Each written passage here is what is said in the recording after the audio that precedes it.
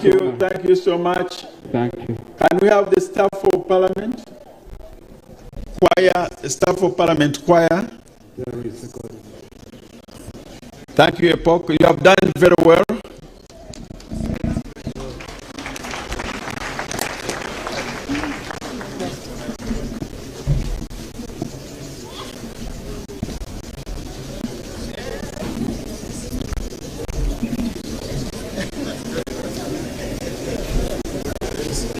Staff of Parliament choir, and you be on standby. You might be interrupted anytime.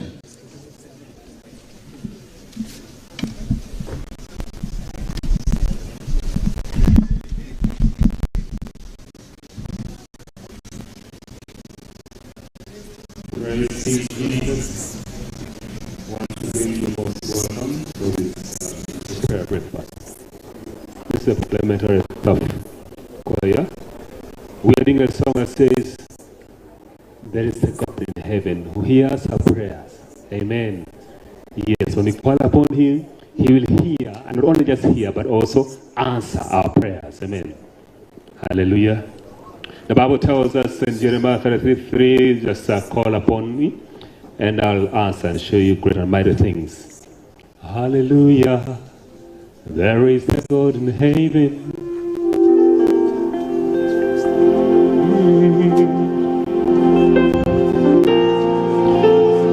Isaiah 64 verse 4, the last bit of it says, and that those who wait upon the Lord, the Bible says, the last bit of it says, he acts on their behalf. Amen. Hallelujah. God will act on our behalf. He will fight for us. No matter the battle as a nation, as families, as communities, God is still in charge of this nation.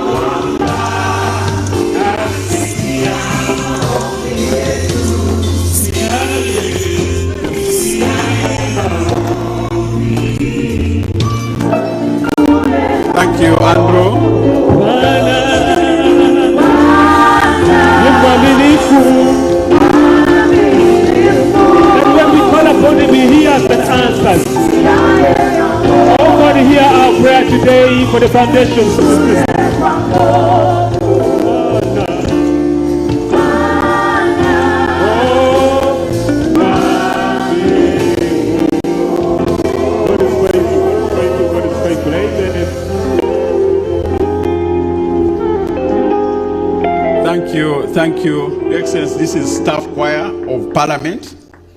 Thank you so much. Can we appreciate them? You may be seated.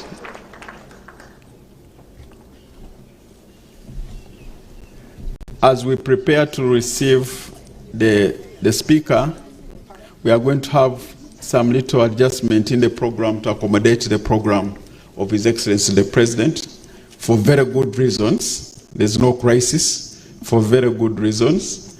I will ask the members of Parliament choir who practiced for 7 months to come as we usher in the Speaker to request to invite His Excellency the President to address us. Then we continue with the program as usual. Members of Parliament, including the ex-officials,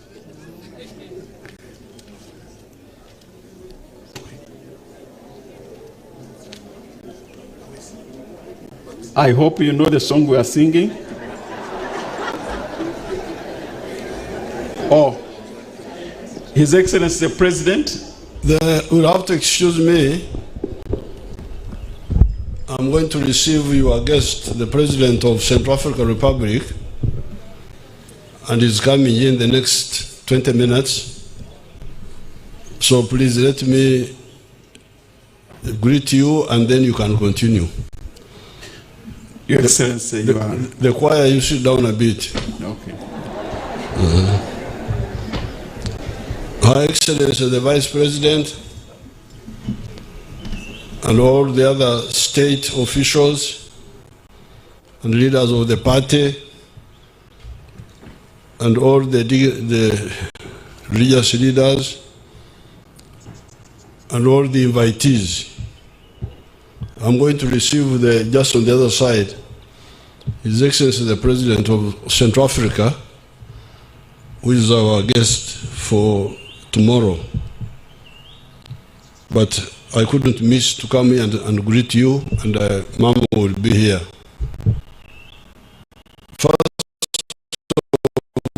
of all,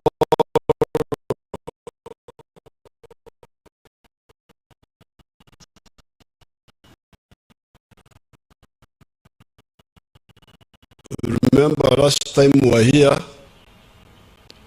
we had one of our people, Siso Gwar. You remember that? She was with us here. The last breakfast. So I don't know the protocol allows that we stand up and remember her.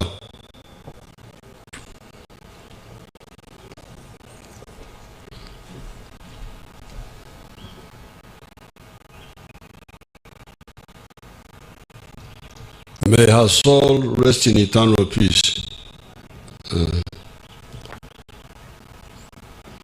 Now you had, I want again to remind you about the importance of this prayer breakfast.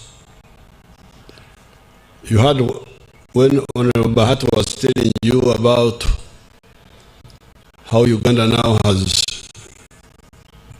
been repaired and so on. The question is, who had destroyed Uganda? A number of actors. Before colonialism, it was our kings who were busy full of themselves, fighting among themselves, and disturbing our peace. If you go into the history of that, from 1400, this area was always in wars caused by those kings. Now, when the kings were overthrown by colonialism, then we didn't also get rest. Yes, we had bad leaders, political leaders like Idi Amin and so on, but even the church, people were not good because they were fighting wrong wars. Sectarianism. If you read the book of, for instance, Bishop Tucker, it's called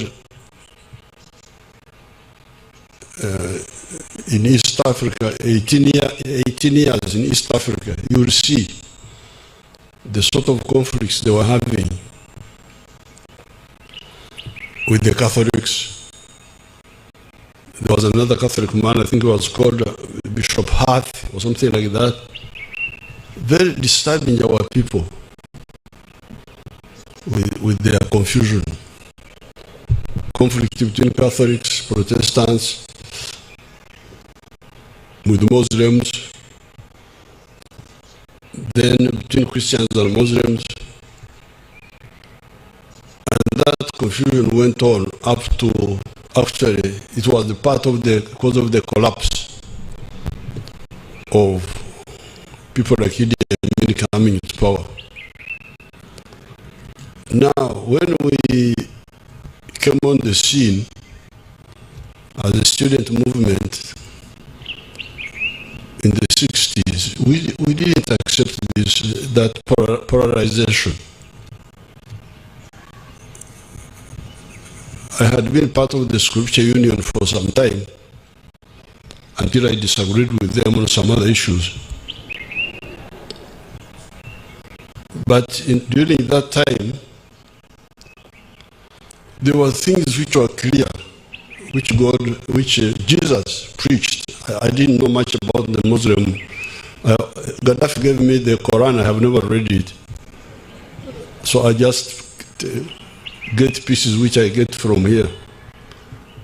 But I know something about the Bible, not as much as my daughter does. My daughter now knows much more than and Mama. They know much more about the Bible than myself. But the little I know is good enough. It has helped me.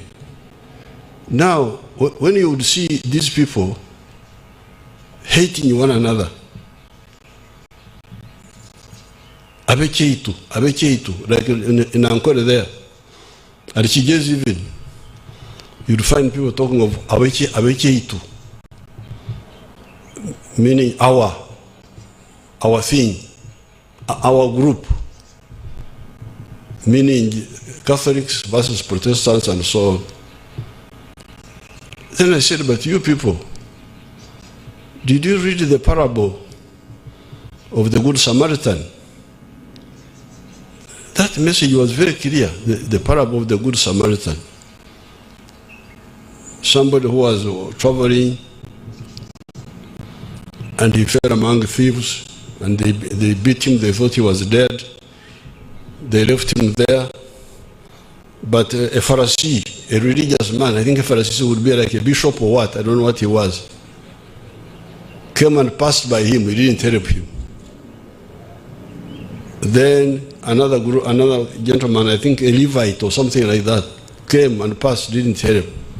Now a Pharisee, a Samaritan, was from another tribe, not a Jew, and not of a different religion, is the one who helped him.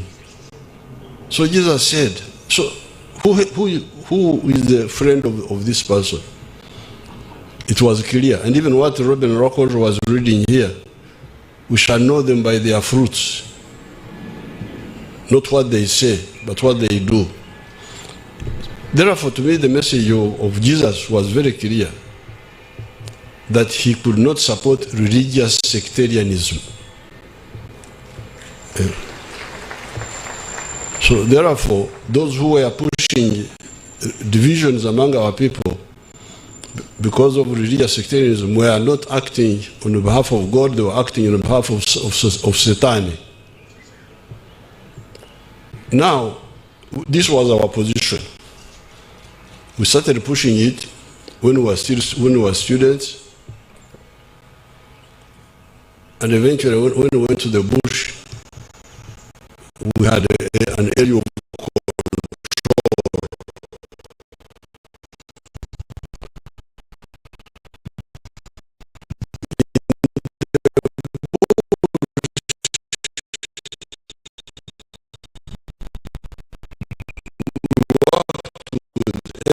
everybody, we united everybody.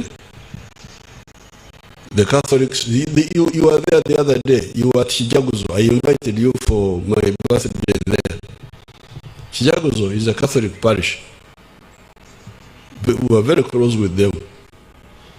And then before that, at Chirema, the other day I saw them opening a new school there, Church of Uganda. And Mama Janet built a church there at Kufu. Very close with them. Reverend Wamara, here, Shijagozo, Father Seguya, Father Sesanga, Sister Nakampi, you saw them the other day.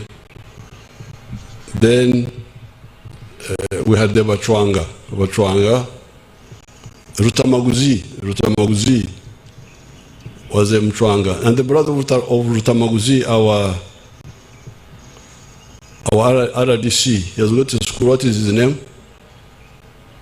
The brother of Rutamaguzi is one of our leaders there. Those are Bachwanga, they were very close with us. The Basiramu, the Muslims of Kaumu, that Kaumu where I have a state lodge.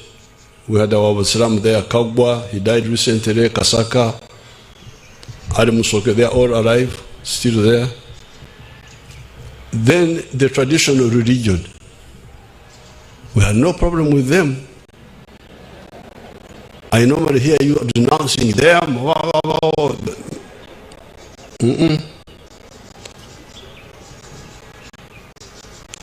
We had a very good relationship with them.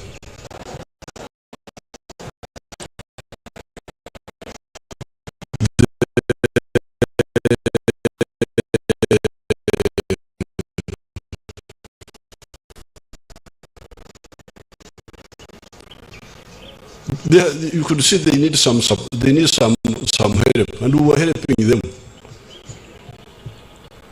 because Mzee Mpima in Nakaziba, before we traveled, you said no. Temutandika kanso kendo go boti.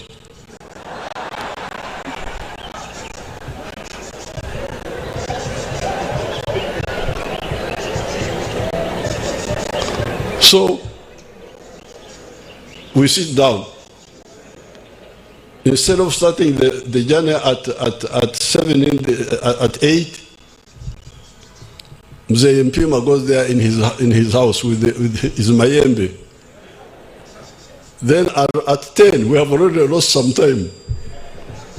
He comes and says, "Kari mutambule, mazuku morogo mrozo boti." But you could see these people needed interaction. I would want you to. The traditional religion is very strong.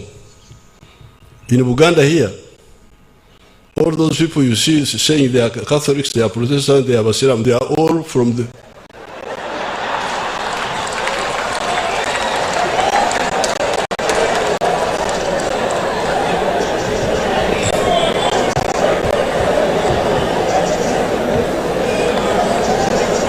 But for us, we are guiding them.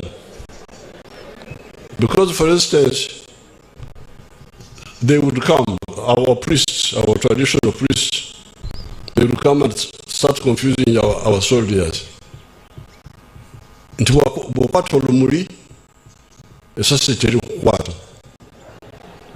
That if you hold a reed, the bullet will not catch you. So you see the soldiers, instead of carrying a gun, he's carrying a reed now. They were about, they could easily have turned our movement into a Rakwena type of so it was, Musu Sensaro. So we had to say, no, you people, we cannot accept this. So if you say, when you hold Orumuri, a reed, the bullet cannot catch you, you stand there and we shoot you. So then they leave that. And then one time they made me perform a ceremony myself. They slaughtered the chicken, and I had to jump over it 3 times.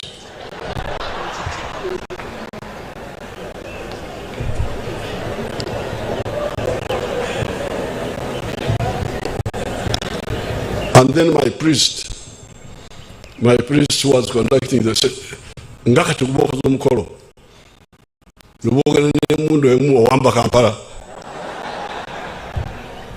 Then I said, bagambe bajjajja tebyo olutalo babindekere nti kati bakukkiriza how can they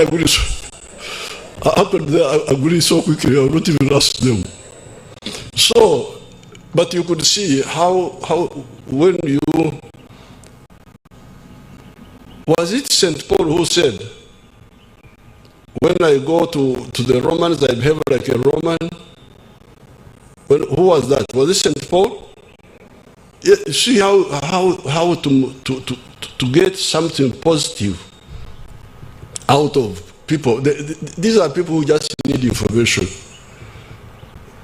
We had our man Dodoviko Galimpitawa, Amarogo Galimpitawa, Amayembe Galimpitawa. Where would the charms pass me? I have bigger charms.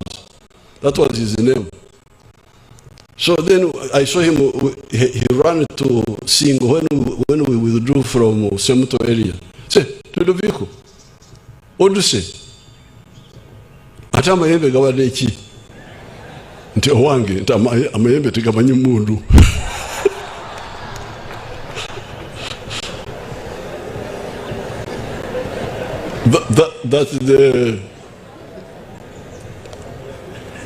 That the witchcraft is not effective against the gun. So you could see, so therefore you saw us 1986, all these people came with us, all of them, because we were not this one.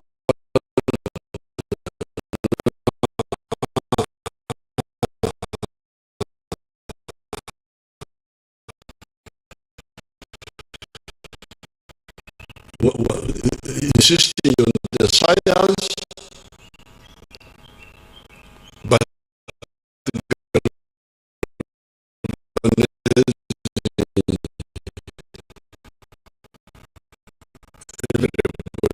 who had a minimum trust in us. Now, when we got here in the town, this is the ideology we brought to you, and you used it to build the LOCs and so on. And it has helped the country to come back. Now, when we had just come, then some group from the US came here. The prayer breakfast group. This group now, I want to congratulate you for having sustained this movement all these years. I congratulate you. You are now talking of 26 years. That's very good. Now, I don't remember when I first went to the prayer breakfast with the Mama. It was the same idea in the US. The idea of we shall know them by their fruits, not what they claim to be. That doctrine. So, because of the Cold War in the 1950s, there was a danger of even a nuclear war. So some people in the US, United States Congress, decided to say, we need a group which is not sectarian. So this prayer breakfast group in the US Congress was exactly that. They came to look for us here. A man called Doug Ko, he came here. He contacted us with Mama. And then he had people in Germany, Rudolf Decker. Rudolf Decker died recently. Then there were other people like Ostergetter, different groups in Germany, in the US, and they were bringing people together. across the denominational lines. The Christians of all types, the Hindus, the other people, the Buddhists, they didn't. The parable of the Good Samaritan, the one who does good things, irrespective of his background. So I would like to, I was actually talking with Mom. I was saying, yes, here we are, the movement is growing. Our movement of prayer breakfast is growing. What happened to where we got it from? Of course, they didn't know that we had already started the same here in the bush. Theirs was started independently, but they were similar. I remember when I went with Mama, first time I went with the Cardinal Suvuga and Archbishop Yona Okoth. We went together to the prayer breakfast in the US. So therefore I congratulate you, and I want you to really get the spirit of the breakfast, not just the songs and so on, but the spirit. And then secondly, check what happened. Do we need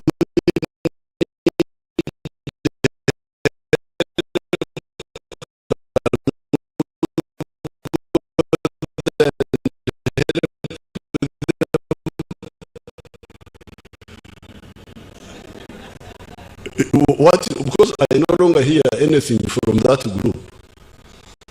The surviving person, Bahati, whom you can ask, I think he's still alive, Senator Grassley, he's an old man. He was in that group. So what happened to that prayer breakfast group in the US? It seems the other groups have taken over the whole place. You remember the other people whom we...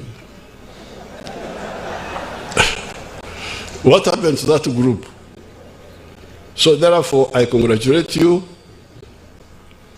and I want you to really push the spirit of the prayer breakfast, which is the spirit of Ruero. Because we were able to succeed in Ruero because we brought everybody together around good things. Because God, like the Samaritan, who saved the injured man, that's what God wants. What we do, not what we say, not what we appear to be, or where we belong, but what we do. So that spirit of Ruero, which we came with to the town, and by coincidence, we found in the US, they had also started the same in the US Congress.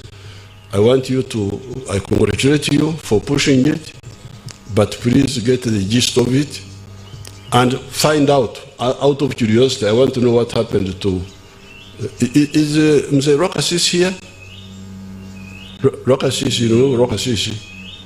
He has been involved with Rudolph Decker in the US. Rudolph Decker died recently. So I congratulate you and I wish you good luck. Thank you very much. Your Excellency, as you leave, I want to tell you that the keynote speaker for today is the Apostle Isi, who is here with us. And then Her Excellency, the former Vice President of Liberia, Joel Taylor. They were both invited by the speaker, and they did a fantastic job at the Women's Forum yesterday. And we hope that before the day ends, we will have some opportunity in the State House to take a few photos with them. Now that let's appreciate His Excellency the President's message and thank you. And he has never missed the National Prayer Breakfast since it was started here in Uganda. Friends, God is here with us, and we are going to run the program in a very short time. Mama, I want to thank you for sparing time to be with us once again. We interrupted the choir, members of Parliament choir. They were put on order. Now that the President has finished, I wanted to invite you so that we can complete that. Then we'll run through the prayers and then the speakers, and we close with the speech of the Right Honourable Speaker. Members of Parliament,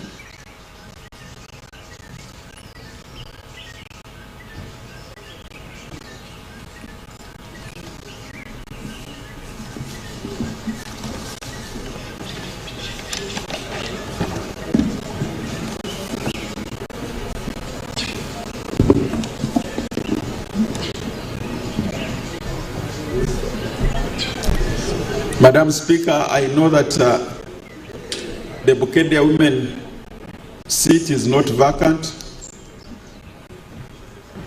and you're a member of Parliament for Bukedea. I know that the Vice President, she's also a member of Parliament. I don't know whether you are giving up your seats.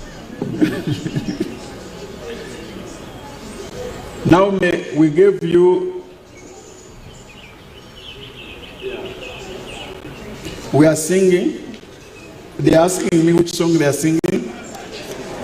Thank you very much. We are singing. Thank you very much, Honorable Bahati.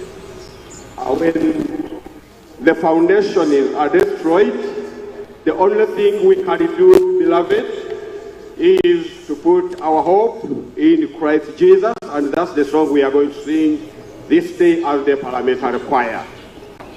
And it's on page 10. And from page 10. Honorable Connie, Honorable Rachel.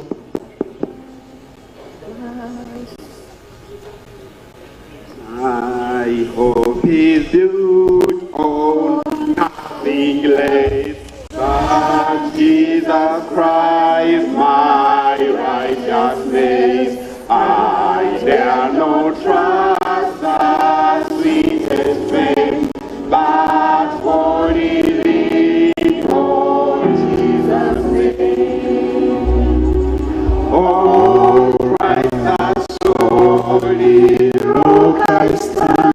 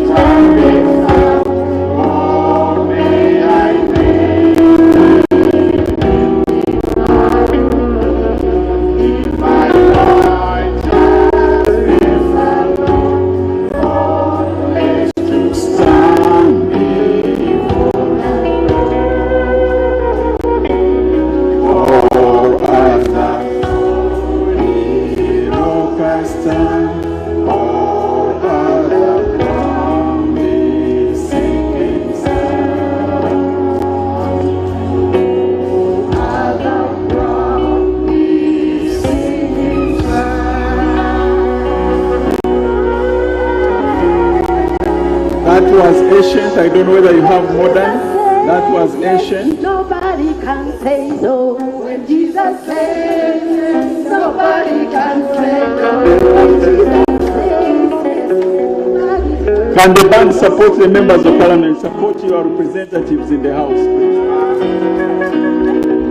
Honorable, due to public demand, the choir still wants to make another performance. What a friend we have in Jesus.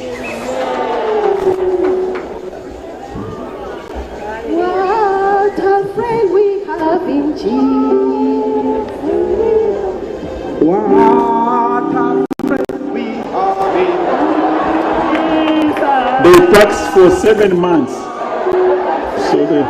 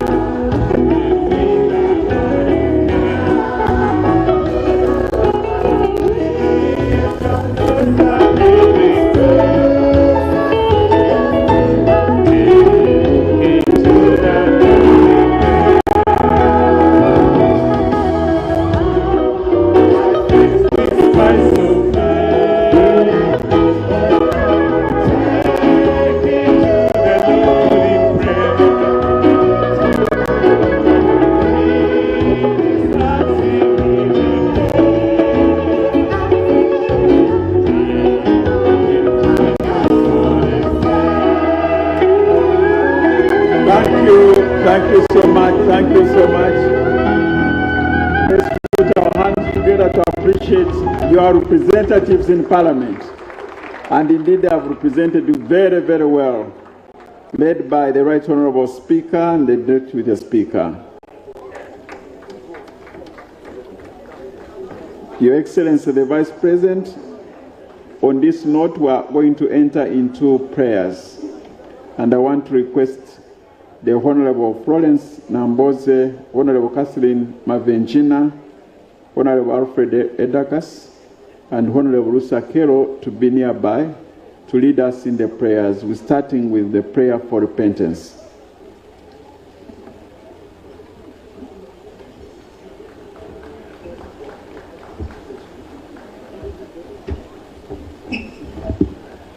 Praise the Lord. Praise the Lord, everyone. God is good all the time. If the foundations are destroyed, what can the righteous do? I'm Wamala Nabozo Flores, the District Woman Member of Parliament for Sironko District, but also the State Minister for Karamoja and the Chairperson of the Women's Forum. Allow me to appreciate our keynote speaker and guest speaker and our host, the Right Honourable Speaker, yesterday for a wonderful Women's Forum. And Mama, we are saying thank you so much because we worked together with you. Let's close our eyes in repentance. as we receive the 62nd independence anniversary. But it's interesting that today is the 26th National Prayer Breakfast, and the letters are only interchanged. Tomorrow is 62nd, today is 26th. In my prayer, I'm looking at the men who stood in the gap for the people they led. Men like Moses, like David and Nehemiah. Let's pray. Father in heaven, as we approach your throne with humility, deeply mindful of the truth in Psalms 11 verse 3, if the foundations are destroyed, what can the righteous do? As we reflect on this, we ponder the foundations of Uganda, recognizing the fractures and challenges that have marked both our recent history and distant past. Abba Father, amidst these tribulations, we seek your divine wisdom and guidance, trusting in your power to restore and renew whatever seems broken beyond repair. Lord, we acknowledge the strife that has woven through the fabric of Uganda, the trials of corruption, injustice, and economic disparity burden to the lives of your people. Our hearts ache seeing the scars from conflicts, the cries of the oppressed, and the hopes deferred. We repent for the times we have strayed from righteousness, allowing greed and power to eclipse justice and mercy. We seek your forgiveness for the mistakes made and present ourselves before you, Abba Father. Strengthen our leaders with integrity and wisdom, Lord. Infuse them with the courage to do what is right and in humility to serve the people you gave them to lead. Let their decisions reflect your love and justice, healing wounds of division and mistrust. For the pillar of this nation, Uganda, Father, we thank you for our President, His Excellency Kaguta Yoweri Museveni, whom you have given us as a father. Father, we pray that you perfect that which concerns him. For the men, women, and the children of Uganda, we ask for your guidance. May they rise in harmony and unity, recognizing their shared destiny. Empower them to rebuild what has been broken, to dream anew, and to aspire to greatness under your sovereign grace. Father, we pray for prosperity of our land, that the fertile soils may bring nourishment and abundancy, and for a spirit of entrepreneurship and creativity to flourish. Let education under the stewardship of your own daughter, our First Lady, Janet Kataham Museveni, our mama, light a path for the young minds, igniting a future of hope and innovation. Renew our hearts, O Lord, that we may stand resolute against temptations that weaken our resolve. Embed your word deeply in our hearts, so our foundation may be strong and resilient, resistant to decay and ruin. As we lay our nation's struggles at your feet, we remember your promise to restore and uplift the righteous. May your peace reign over Uganda, and may your love be the cornerstone upon which we build. In humility and faith, we pray for redemption and restoration, that Uganda might emerge a beacon of hope and righteousness in the world. In the name of Jesus Christ, we prayed and believed.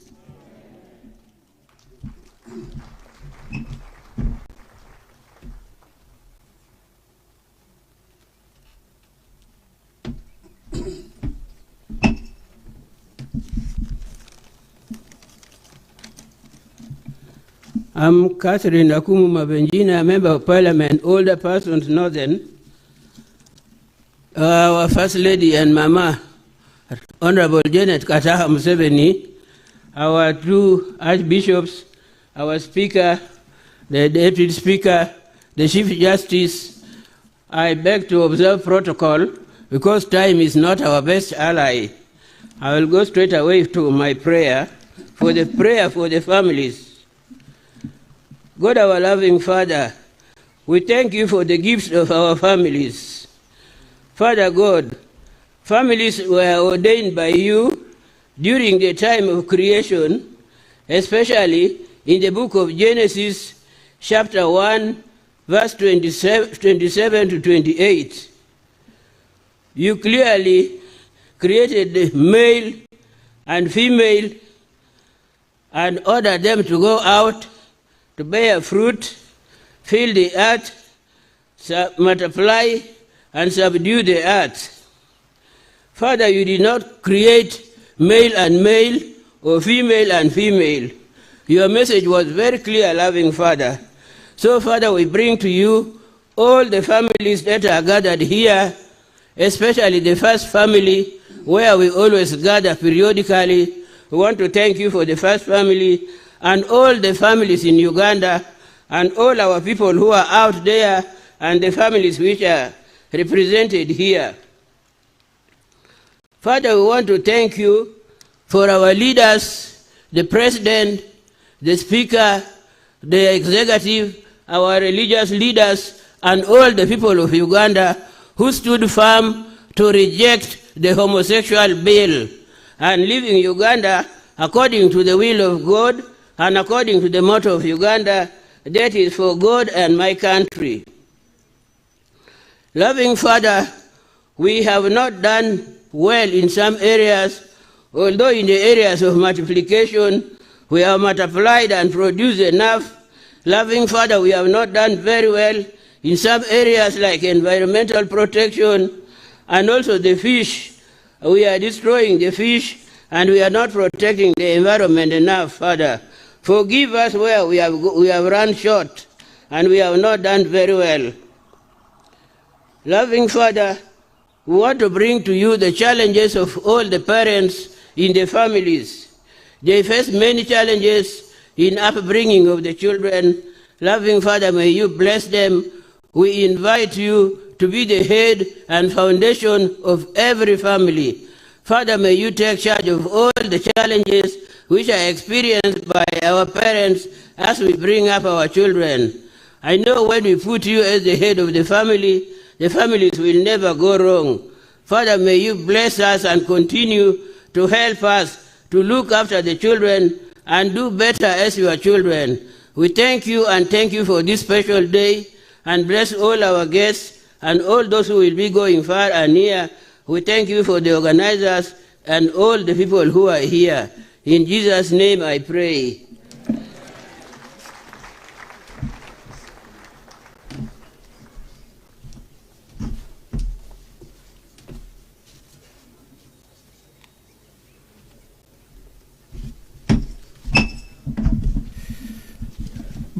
Mama and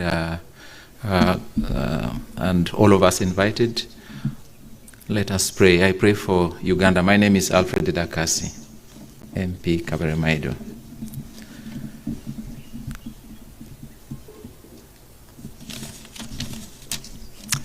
Thank you, Lord, for Uganda, the land we call our home.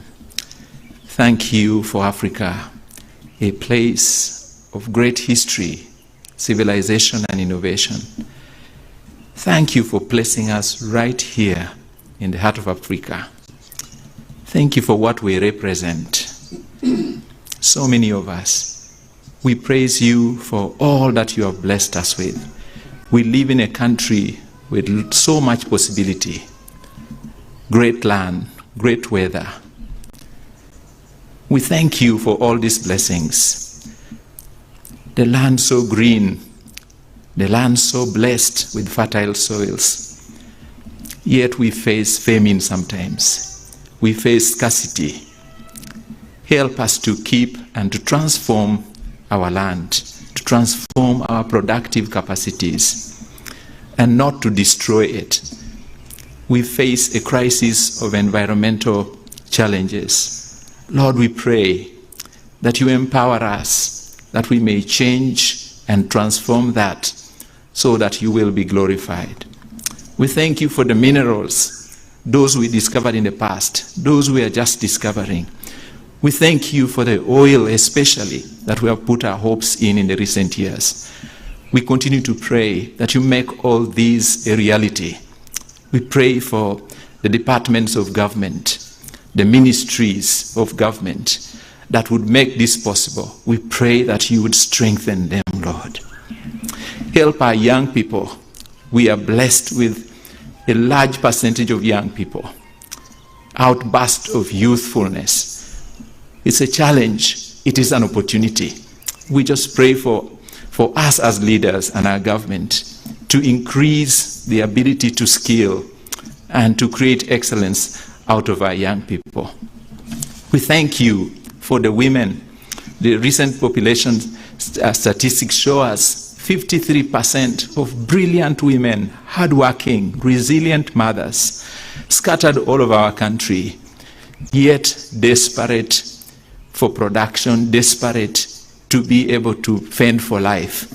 Lord, we pray that you would enable us, especially as men, to treat them with respect, to treat them with dignity. We face a crisis of domestic violence that comes from us men.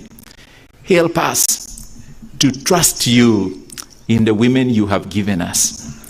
Lord, we face corruption. And Lord, I pray that you would start with us leaders, that you teach us stewardship. We present ourselves here this afternoon so that you would speak to us and challenge us. As our economy faces challenges, we ask that you would teach us to work with stewardship in all that we do. We pray, Lord, that you bless our capacity to industrialize, that you bless the investors that you have brought on our land, that you bless our own investors to create opportunities for young people. So again, we pray, even as we have a challenge of high credit, we pray that everything that our government is putting efforts on will pay, that it will have value. We've rolled as government lots of money on parish development model. The money is out there. Lord, would you help each one of us, each one of our people to succeed through those efforts, that whatever has been put out there would bring glory to you. We pray for our education system that has just had a robust transformation in its curriculum. We pray for all our children indeed to be skilled. We pray that you continue to enable us as leaders and as government to reward our teachers, to empower them, to equip them, to create the infrastructure that would improve the quality of our education. We commit to you our health care. Lord, we have invested, and you, through your support, we have excelled in preventing disease. Lord, but we still struggle with curative care. And Lord, I pray for the Minister of Health and the minister present here, that you continue to bless her with wisdom, to increase investment in that area, that we may defeat the diseases that face us. Lord, I pray for our Chief Justice and the entire justice system. Lord, I pray that you would empower them to continue bringing justice to millions of Ugandans. We pray for increased infrastructure in that area, and we ask for your provision for that. We thank you that we do have a rule of law, but we know that it defeated sometimes. And we ask you, O Lord, that would use that system to completely bring justice to those who seek it. We pray for our women and men in uniform, the ones that have kept us for the last 36 plus years in peace in this part of the world. We thank you for their efforts. We thank you for their brilliancy, whether outside of the country or within. We continue to pray that you would enable us to honor them, to honor their welfare, and to honor their efforts. We commit to you the resources that we have, the little that you have, that Lord, you would multiply it and allow it to trickle down to them in a way that honors their effort. We thank you, Lord, for all that you are doing to unify us, to keep us as a unit in Uganda, that we have experienced peace for almost 40 years in this region. We thank you for that. And we continue to pray that the years ahead would give our children an opportunity. That opportunity will be available for them to excel and to become the persons that they want to be. Thank you, Lord Jesus. We thank you for our region, the East African community. Many of our leaders, including our own president, has been behind the creation of that community, and to make it a community that would create larger markets and give an opportunity for young people to move across from one stage to another. Lord, we pray for success on that. And we pray for all those who work for that community to make it a reality. That all our states would behave in such a manner that honors what is agreed on by the Council of Ministers. So thank you again, and we thank you for the peace that you have given us. We pray for the pockets of insecurity in DRC Congo, for the current vote that is going on in the Kenyan parliament, and all the conflicts that surround us. Lord, we pray that all those will be harmonized. We thank you for the infrastructure that is crisscrossing the East Africa. And we pray that it will provide opportunity for East Africans to perform well, to move into prosperity and peace. So thank you again. And thank you for Africa. You blessed us as black people. We were involved historically in the innovations and civilization of the whole world. Lord, we pray that you renew that in the lives of our people across the continent. Thank you again, and thank you in your name, Jesus, we pray. Amen.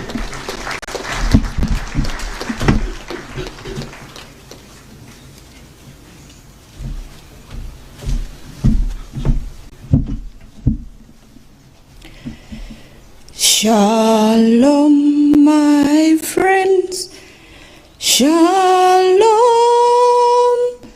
shalom. God's peace be with you.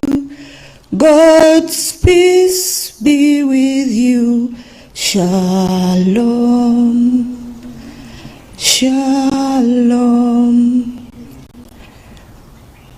With this short song, I recognize you all as children of God as we pray for peace. I'm Lucia Kello, District Woman Representative Omukoro, and the Saba Crystal Parliament of Uganda. I'll be praying for peace, and we'll start our prayer in the name of the Father, Son, and the Holy Spirit. And we will pray the prayer of St. Francis of Assisi. Lord, make me an instrument of your peace. Where there's hatred, let me sow love. Where there's injury, pardon. Where there's doubt, faith. Where there's despair, hope. Where there's darkness, light. Where there's sadness, joy. O divine Master, grant that I may not seek to be consoled as to console, to be understood as to understand, to be loved as to love. For it is in giving that we receive. It is in pardoning that we are pardoned, and it is in dying that we are to eternal life. Our Father, in the same Spirit, in your book of John chapter 20 verse 21, Jesus said, "Peace be with you. As the Father has sent me, I am sending you." Our Father, in difficult times, we think we have been abandoned. In our families, when our children give us hard times, we know so many families are scattered because of our children. We know many families are scattered because they lack peace, either because the spouses are not behaving well. I declare these words of Jesus: peace in our families, peace in our workplaces. The same book of John chapter 14 verse 27, Jesus said, "Peace I leave with you, my peace I give you. I do not give you as the world gives. Do not let your hearts be troubled, and do not be afraid." Yes, Jesus, you gave us your peace. Many of us are restless. Even many of us who are here, jumping and singing. Yes, in public we may be happy, but we don't have peace. How can we give what we don't have? Jesus, give us your peace. That even as we move from here, as we discuss, as we intermingle with each other, we will give peace and true peace, not cosmetic peace, not the peace that is just seen on our teeth, but the peace that comes from our hearts. May you give peace in our families, peace in our children, even if our children are in school. May they be the source of peace. You created humanity. You did not create us differently. Even if we are different colors, black, red, whatsoever color. But one thing for sure, we share two things in common. Our blood is red. That is a sign of humanity. When we are born, we suckle breast milk. Even those who have no opportunity to suckle breast milk, they are fed on milk. The color of milk is white, irrespective of where you take the milk from. This is a sign of unity. Forgive us for the number of times that we have caused pain in the hearts of other people, either by the things we do, either by the policies we have passed. Forgive us, Abba Father. Give us the strength to come up with policies, laws that will promote peace in our hearts, peace in our families, and peace in our countries. We prayed all this through Christ our Lord, who lives and reigns, world without end, forever and ever. Amen. In the name of the Father, Son, and the Holy Spirit.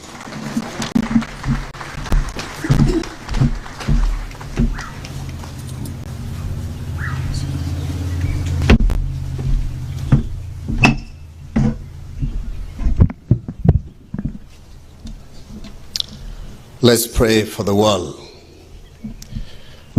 Father God, we thank you for giving us the gifts of life. Father, your word says in the book of Genesis, in the beginning you created the earth and the heaven. And the earth was formless, and the Spirit of God was hovering over the earth. And Lord, you spoke your word that let there be light, and light appear. You separated darkness from the light, and you call light the day, and you call darkness the night. Father, today we gather as a people, we gather as a nation, we gather as a community that you created. You position us on earth for your goodness. Lord, I pray that do not take us away from the earth, but give us the ability, give us the wisdom, give us the knowledge to influence the world, that the world may come to the knowledge of your kingdom. The world may come to worship you. The world may come to bow before you. The world may come to celebrate your goodness because you have sent your son Jesus to die for us. Jesus redeemed us from the sin of this world, that we may live a holy life. We may live a righteous life, Lord. We may stand before you in holiness. Father, today, as a people who gather here to celebrate your goodness, we want to commit the men and the women in this world with different gifting, with different talent, that you may use them. You may change our attitude. You may change our mindset, that we stand as a people without discrimination. We stand as a people to work together. We stand as a people united for the glory of your kingdom. You've given us the resources in this world. You've given us the minerals. You've given us the forests. You've given us gold and silver. Father, because of our greediness, we have made so many people poor in this world.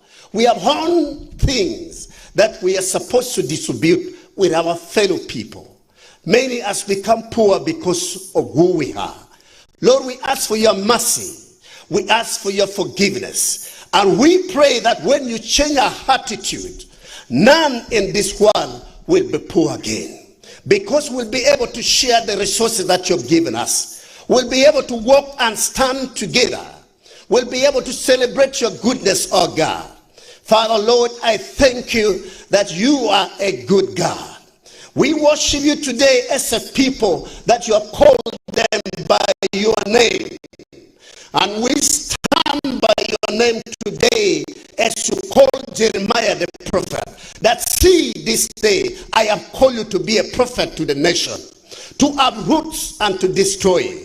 To plan and to build. Father, today we plan your love among ourselves. We plan your joy. We plan your goodness. We plan your mercy. We plan that we stand in unity, Lord, to build a nation, to build a people, to build a generation, to build an environment conducive for the living of the people on this planet Earth. Lord, we thank you because you're such a beautiful, good God. As we come together, because your word says, knock and the door shall be open. Those that seek shall find you. Those that ask, they shall be given. We ask you that you unite us together in this world. We ask you that we will use the ability that you have given us to change the course of nature in this world, that we have a better living. Father, there are wars in this nation because of the attitude of men. And that is why you destroyed Sodom and Gomorrah. That is why you made Noah escape from the calamity that came on earth. And I pray that our attitude shall be well. And I pray that heart shall be the hearts of God. That we shall not wage war against one another, but we shall stand united for the common goods of our life on earth before you take us to heaven. We thank you, Jesus, that you are a wonderful God. Thank you for hearing our prayers. I pray this believing and trusting in Jesus Christ's name. Amen.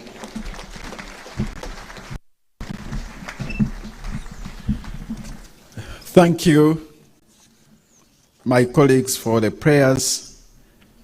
On that note, now we want to move to the second item, which is the testimony from one of our own, Honorable Justice Mike Chibita, the Justice of the Supreme Court of Uganda. He is a married man, a seasoned lawyer, and he has done a lot in the judiciary. We want to welcome you to give your testimony this afternoon. Thank you very much, Honorable Bahati, the First Lady, Mama Janet Museveni, and all of us, children of God. I greet you in the name of the Father, the Son, and the Holy Spirit, and I bring you greetings from my wife, Ahari Monica. She's not able to be here, and our 5 children and 1 grandson.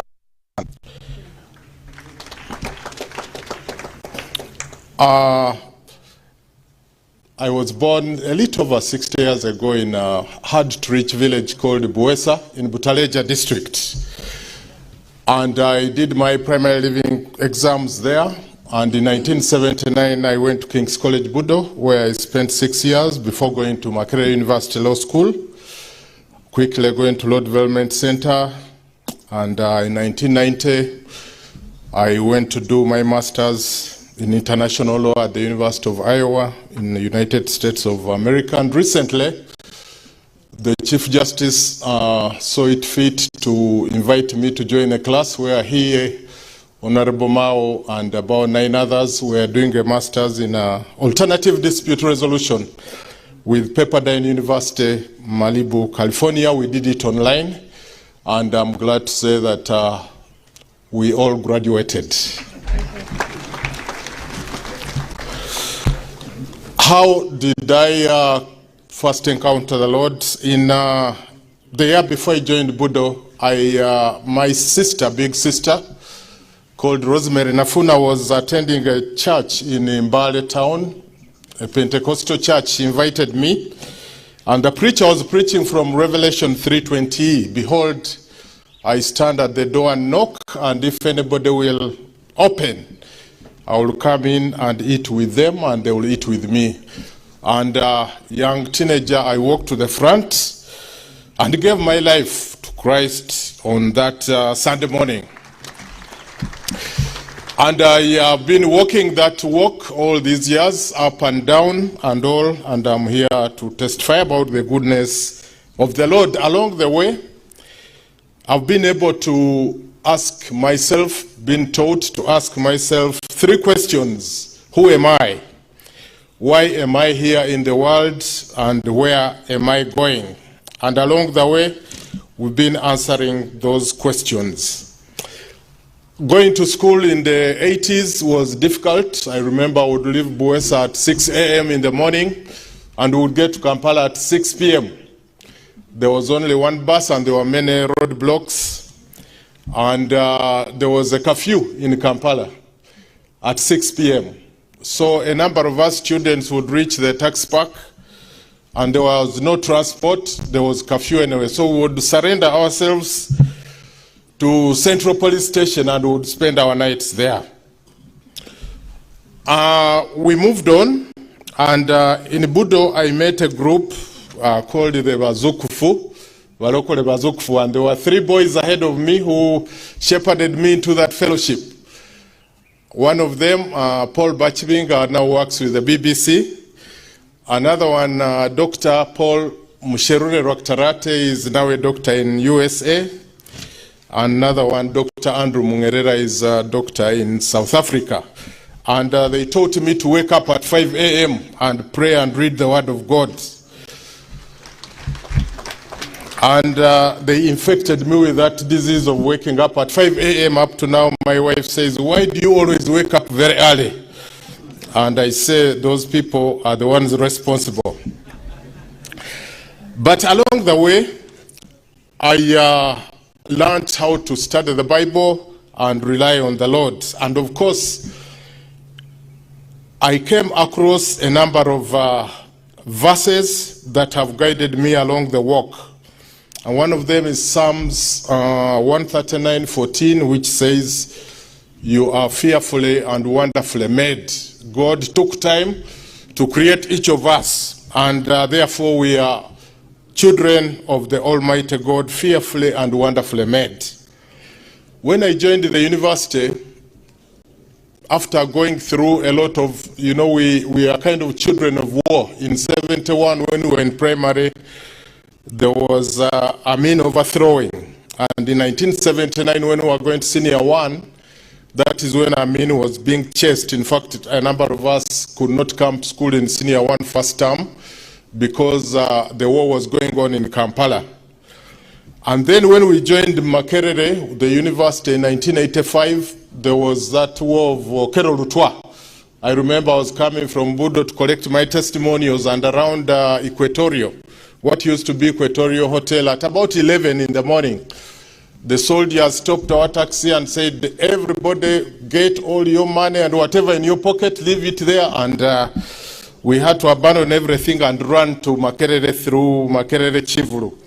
And of course, 86 now, when we were at the university, the NRA, UNLA war was fought at the University of Makerere, and we were still there because we could not go anywhere. And so we've survived many wars, and we thank God for the peace that we are enjoying right now. But when I got to the university, I thought I needed some freedom from this God who was seeming to tell me do this and do the other. And so I attempted to walk away from him. But I was introduced to John 6:66 to 68, where it says at this point, many of his disciples started falling away. And he asked them that, would you also go? And Simon Peter said, to whom shall we go? You alone have the words of eternal life. And that verse kept me knowing that, okay, I think this had happened to the disciples before. They doubted, they were weak, they could not proceed. But Simon Peter summed it up very well. So who am I? Fearfully and wonderfully made child of God. Why am I here in the world? I've learned that I'm here to glorify the name of God. And where am I going? Because we are not permanent residents here. I think it's the Bishop of Busoga who always says we are all in the departure lounge. We are in the departure lounge. The question is, where are we going? And I hope we all will make it to heaven. I joined the legal profession, and eventually it has been brought to my attention Psalms 89:14, which says, righteousness and justice are the foundation of the throne of God.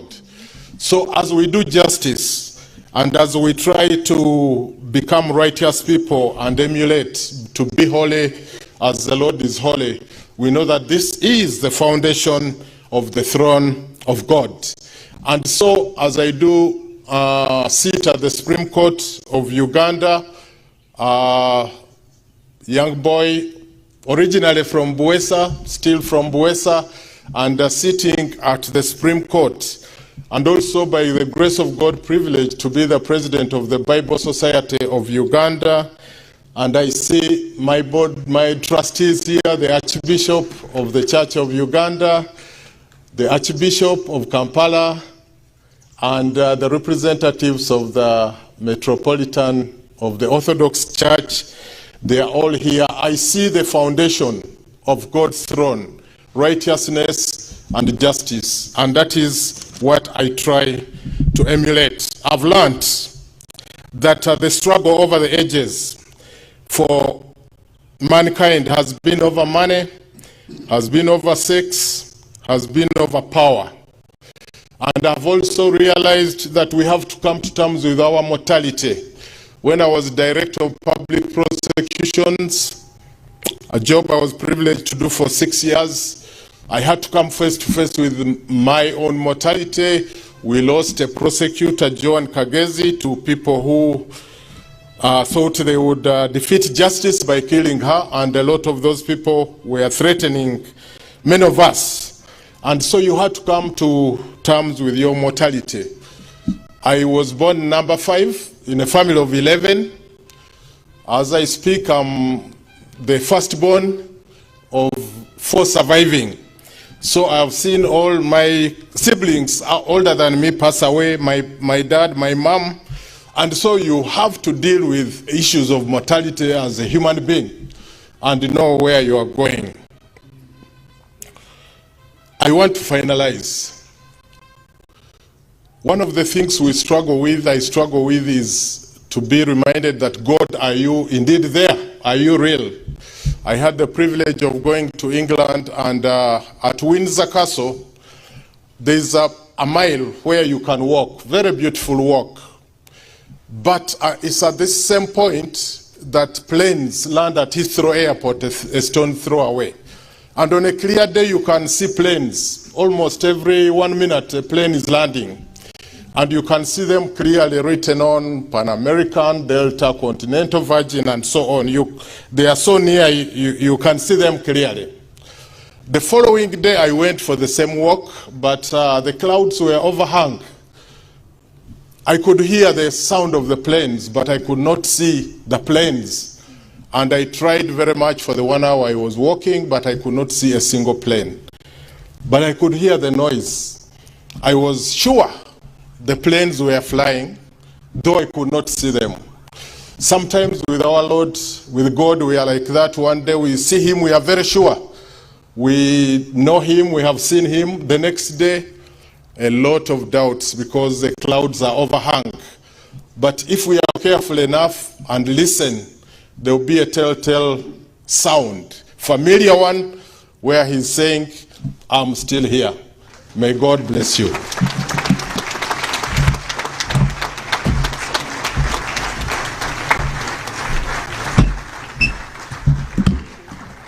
Thank you so much. Thank you so much, Mike. And your grace, there is something good about this platform. Every person that has testified on this platform, we have seen a lot of promotion happening. Last year when Catherine testified, she was at the Court of Appeal. Now I'm here, she's in another court. I don't not properly, but she's now on the bench of the Supreme Court. Now, I don't know where Mike is going because he's already now on the court of the Supreme Court. But we want to thank you for coming to testify on this altar. We'll just have one song and then we invite our keynote speaker. That will be our last item. Then we will have the remarks by the speaker and see how it goes. So I want to invite the children of African Children Choir.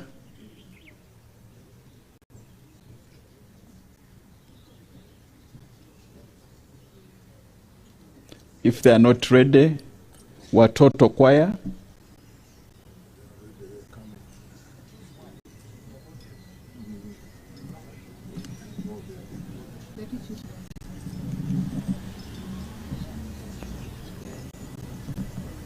We don't want to invite the members of parliament again because they only practice for one song.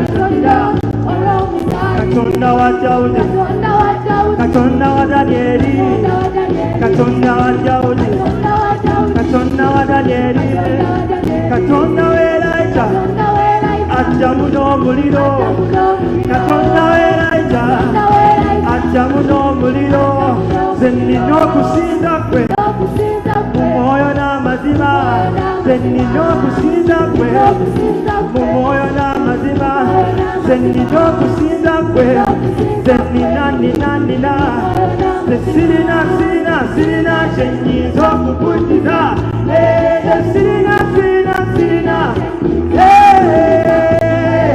Sirina sirina sirina Chenyizo kukutiza Wabula kwe yanga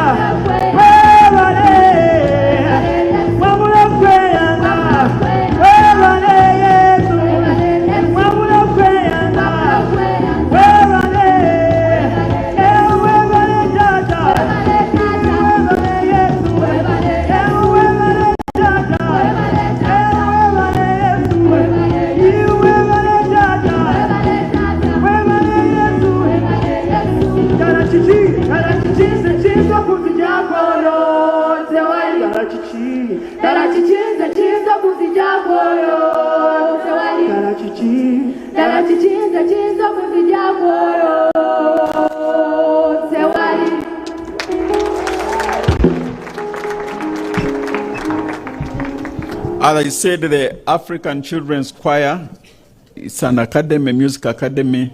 You have seen how they are very organized and they have practiced well. I'm not saying you compare them with the members of Parliament's choir, but they are doing well. Can I request the Watoto, please come and as we prepare to receive the keynote speaker.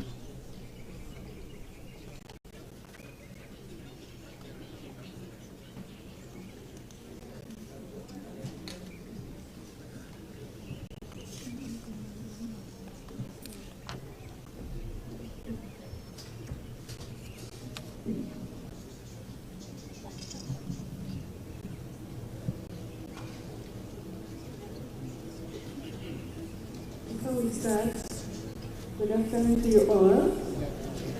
My name is Gw'Okushabira and I am from the Watoto Worship Academy. I've been raised by Watoto and I'm very grateful to be here. We are all grateful to be here. Watoto has raised me from, I joined Watoto at the age of 5 and now I am 26 and I'm soon graduating from Chambogo University with a diploma in interior design. So I thank God for that. So it is such an honor to be here. Thank you, Mama Janet, for inviting us here. We are really, really grateful. So even as we sing this song, please join us as we worship the Lord together.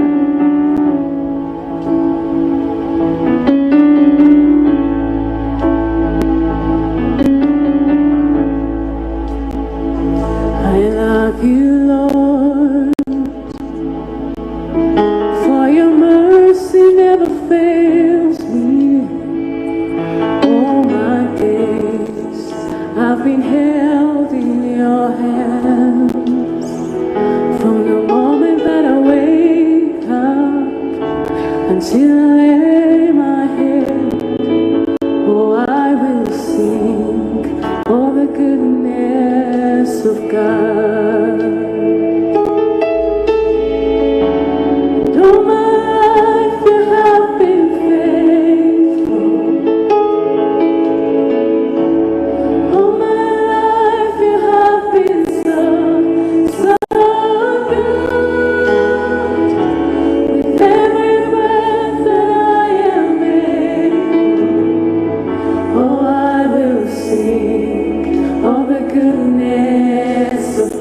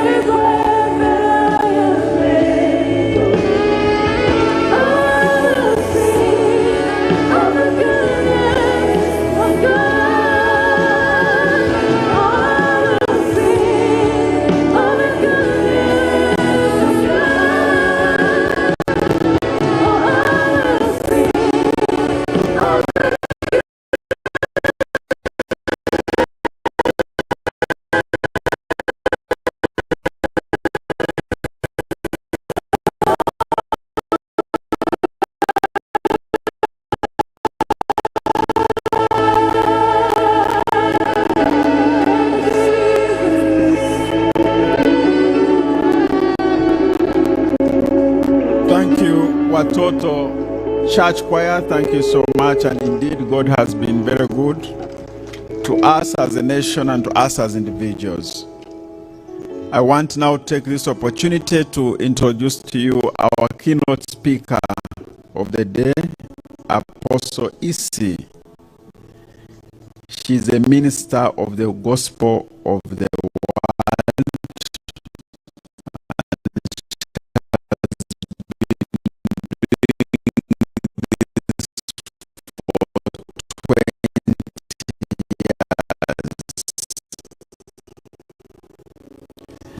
She's an entrepreneur, a very rich woman.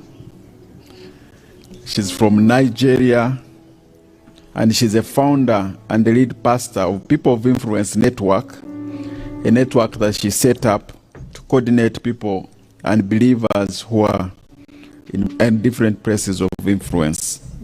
She's a founder of the Mantle of Deborah, a network that is doing some good work with the Office of the First Lady here in Uganda to empower women across the world spiritually. And yesterday, together with the former Vice President of Liberia, they did a fantastic job at Munyonyo with the Right Honorable Speaker. So she's here to minister to the nation. And I want us to put our hands together to welcome her.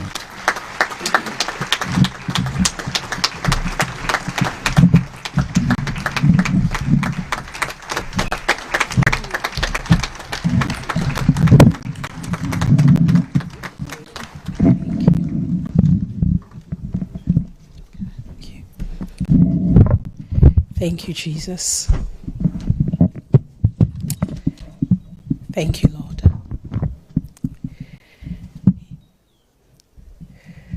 The First Lady of Uganda, Mama Janet Museveni, the Vice President of Uganda, the Right Honorable Speaker of Parliament, His Lordship, the Chief Justice, the religious leaders present,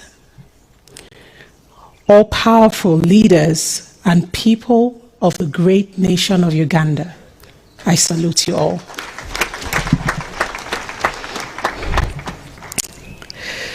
Jesus, we thank you.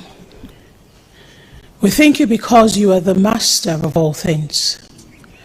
You are the beginning and the end. You are the creator of the heavens and the earth. You are the keeper of the gates of time.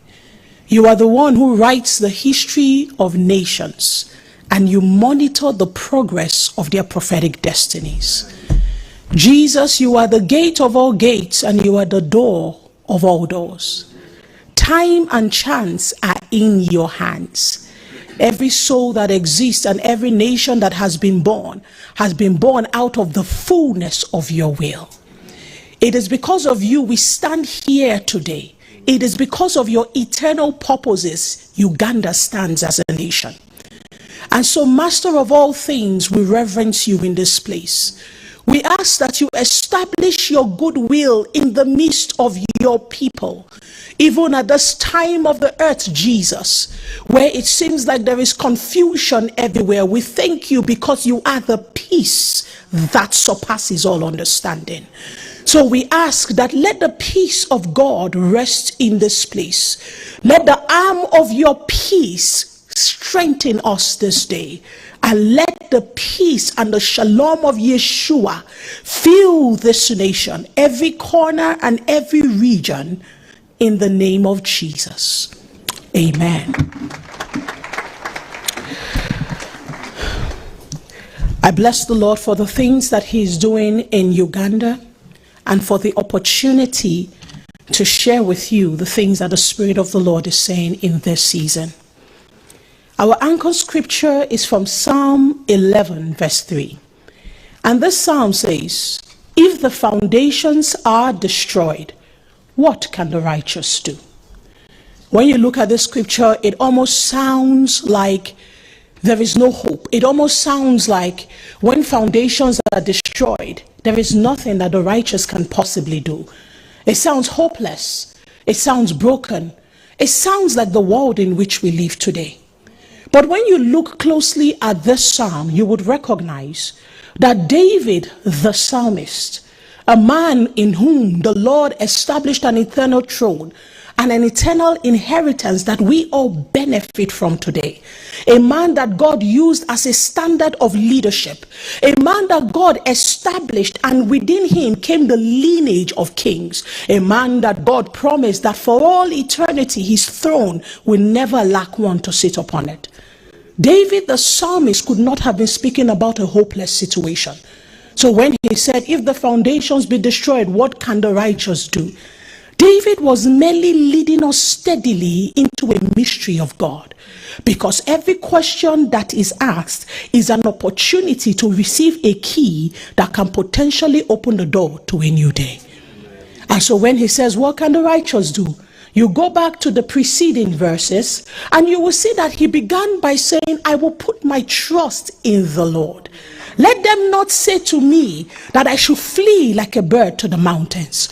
Because I trust in the Lord, because we anchor ourselves as a nation in the things that are possible by God, then we will not be told as a people of Uganda that we should flee and leave our duty post, that we should flee and leave our prophetic positioning, that we should lose the footing of values and righteousness and flee to the mountains. He said this will not be our portion. He said because we put our trust in the Lord. He says, even though the enemy, they've set themselves with their bow ready to strike the hearts of those who have righteousness in their heart.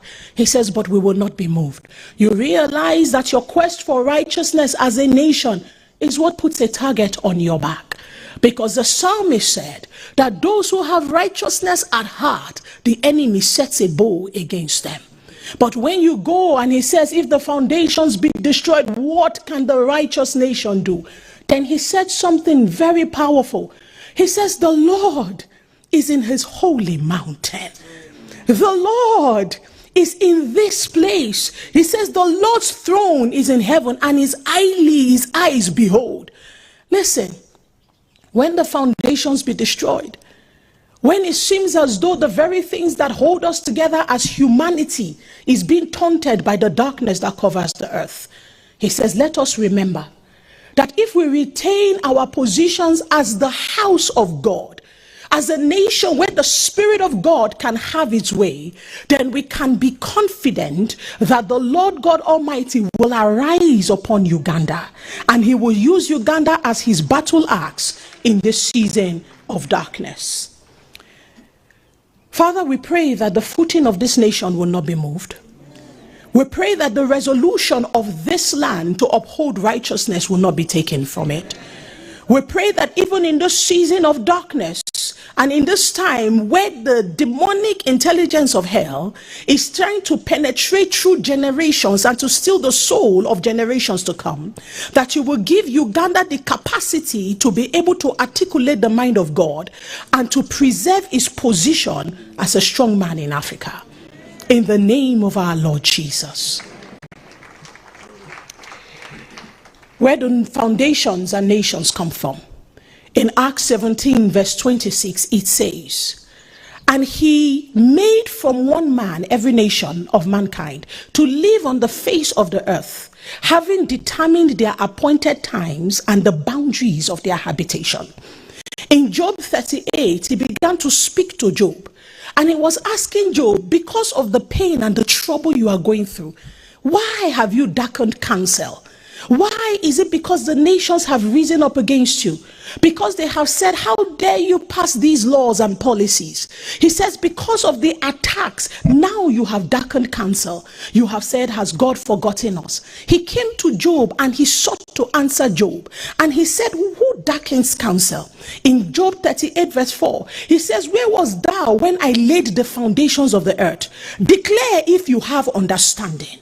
Who has laid the measures thereof, if thou knowest? Or who has stretched the line upon it? Whereupon are the foundations thereof fastened? Or who laid the cornerstone thereof? When the morning stars sang together, and all the sons of God shout for joy. God began to say to Job, I know it seems as though your life is about to be moved out of its place. I know it seems as though the attacks that have come against this nation for standing for righteousness is a lot. But God says, Job, I need you to keep your perspective in place. That there are kings and there are kingdoms, there are mountains and there are thrones, but there is only one who sits upon the circle of the earth. And his name is Elohim, the master of the heavens and the earth. He says, Job, do you know where the gates and the doors of the souls of men dwell? Are you the one that puts the door to the oceans and tells them how far they should go? Were you there when I drew the boundary lines of the nations of the earth? Were you there when the morning stars sang, when I laid the foundations of the world? We can talk about the history of our land, but the one who is the foundation of it all is Yeshua Elohim. He is the foundation of Uganda. He is the one that birthed this land before time began. It is him that sat back in the vastness of space and eternity. And he began to think about the generations of the earth. And he considered a land called Uganda. He considered the people within the land. He considered the prophetic destiny of the land. He considered its times and its seasons. And he said to himself, it is good. Good enough to be established. Good enough to be born. Good enough to last upon the earth. The Lord is the foundation of the nations. The Lord is the establishment of this land. He makes it from generation to generation. He builds nations by the actions of men. You begin to realize that when you look through scriptures and you want to talk about the generations of the heavens and the earth and the nations we now behold, every single one of them was formed from one man or the other. It began with the sons of Adam and Eve. We see Cain and Abel, two nations that came forth. And we see that Cain embraced corruption in his heart. And God said to him, Cain, sin is crouching at your door, but you must master it. His inability to master the sin that was at his door was what gave sin the entry point, and Cain became the multiplier of the wheel of sin. And so even though he built great cities and he built great nations, they were all wiped away in the flood, because every nation he built had in their DNA the corruption of his rebellion. You then realize that men partnered with God to form the destinies of nations. We sit here today as leaders of Uganda. We must not forget that we do not only hold offices, but what we hold is partnership with divinity. What we hold is an opportunity to partner with the one who holds the heavens and the earth. Every single action that you take, every single move that you make, every single policy that you write is a ladder that connects the heavens with the earth. And so at some point in the earth, the men said, come, let us build a tower that we reach up to heaven. And we think that what God destroyed was a physical building. No, because God is not against skyscrapers. If not, the whole world would have been destroyed today. What they were trying to do was to open a demonic doorway into the second heavens to permit principalities and powers to come and legislate upon the earth. And God said, come, let us scatter the things that they desire to do. Let us raise another generation in the future that will create ladders like Bethel, that will make an open gate for my spirit to come into a land, and I can become the God of their covenant, and I can become the God of their nation, and I can become the God who determines their future. Men partner with God to build nations. Father, I ask, give the leaders that sit in this place today the capacity to understand the weightiness of the time within which they lead. Give them the ability to pierce through the darkness, that every veil of deception may be ripped apart by the power of the Holy Ghost. That these men and these women that sit under the atmosphere and the spirit of the national prayer breakfast, that Lord God, you will give them the courage for righteousness, you will give them the power for holiness, and you will give them the audacity for justice. That when the history of time is written and the annals of the heavens are read, that it will be said that these leaders of Uganda establish the goodwill of God in their time, in the name of Jesus. Thank you, Holy Spirit. Thank you, Lord Jesus. Uganda, this is the time within which you sit. The Spirit of God said to me yesterday, say to them the very words that I said to Rebecca in Genesis 25 verse 23. The Lord said to her, 2 nations are in your womb, and 2 peoples will be separated from your body. And one people shall be stronger than the other, and the older shall serve the younger. The Spirit of God said to me, say to Uganda, that in this season within which you stand, I am calling for a frustration and I am calling for a separation. The same way you see in scripture the law of the double. You see Cain and Abel, Esau and Jacob, David and his brothers. You see David and Saul. You see the parallels of the two. The tree of the knowledge of good and evil and the tree of life. At every point in time, we stand at the possibility of 2 options. At every point in time, the womb of a land carries the possibility of birthing 2 options. The Spirit of God says, Uganda, you are pregnant. You are pregnant by reason of your prophetic destiny. You are pregnant by reason of the season of the earth. You are pregnant by reason of my prophecies to Africa. And you are pregnant by reason of the righteousness you have stood for. And the Spirit of God says, Uganda, in this season of pregnancy, you must recognize that you can either birth a nation that carries the torch of righteousness to the ends of Africa and the ends of the earth, or you can birth a nation that will sit and become a slave to the principles and the cultures of this demonic world. And the Spirit of God says, I have given you the power and the capacity to choose righteousness, to choose me, to choose life, because Uganda, you have come to your day of promotion, says the Spirit of God. And so I pray for the grace to make a righteous decision. I pray for the capacity to choose that the glory of the latter house will be greater than the former. It says that the younger will serve, will become the leader of the older. It says a season has come where the things I'm about to birth will cause a new day to come upon this land. Uganda, how do foundations break? Foundations break by reason of 4 things. Number 1, disobedience to the statutes of God. The day that the foundation of humanity broke was the day that Adam and Eve chose to disregard the penalties of disobedience. In that day, something happened. Whenever a people or a nation disregards God, there is a trade that opens up in the realm of the spirit. The destinies of men and the destinies of nations are negotiated for at the gates of obedience. Whenever you disobey God, something happens. The Bible says that in that day, that Adam and Eve fell from the covering of the glory of God, and they began to walk in the strength of their sweat. We begin to realize that something was taken from them, because in the verses later in the book of Job, the Bible began to speak about how when the sons of God came before God in the time of accountability, that Lucifer also came. How is it possible that Lucifer, that had fallen from heaven, appeared in the time when the sons of God presented themselves? The reason why he had the ability to appear before Elohim is because in the day that Adam and Eve disobeyed God, he collected from them the right to appear as a son. And then you realize that disobedience gives the enemy rights that they should not have before the Lord. In the book of Judges chapter 4, the Bible speaks about Deborah and the time when she was a judge.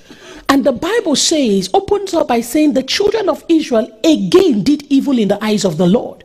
And because of this, it says, and God sold them into the hand of Jabin, the king of Canaan. The Spirit of God said to me, you see, there are nations that are big, but they have been sold. There are nations that are great, but they have been sold. Their destinies were negotiated for at the time of their disobedience. And the Spirit of God says, Uganda, your obedience is what has released you into the hand of God. Your obedience is what kept you from being negotiated for when the prince of darkness came for the souls of nations. The second thing that breaks foundation is idolatry. And we see that consistently the children of Israel were taken in by the spirit of Baal. And the spirit of Baal consistently enticed them. And even in the day that God sought to build a temple to pull them back into worship, the grace that he gave them to build the temple, they used it to build a golden calf in the case of Aholiab and Bezalel. And the Spirit of God says, idolatry is the very thing that makes you the target of the enemy. Because you see that the children of Israel struggle. Why? Because the womb from which they came, Leah and Rachel, were daughters that were raised in the house of divination. The Bible says that their father Laban said to Jacob, I have seen by divination that God has blessed me because of you. And the Bible records that when Jacob was leaving Laban's house, that his wife Rachel carried the gods of Laban's house, and because of the gods she carried, Laban was chasing them. The enemy will always chase a land and a people when you carry the gods and the weapons of the enemy with you. And you realize that it was out of this womb of idolatry that the sons of Jacob were born. Job said, in my mother's womb I was fashioned in iniquity. Whatever iniquity of idolatry within which a nation is fashioned, the nation begins to struggle with that idolatry in years to come.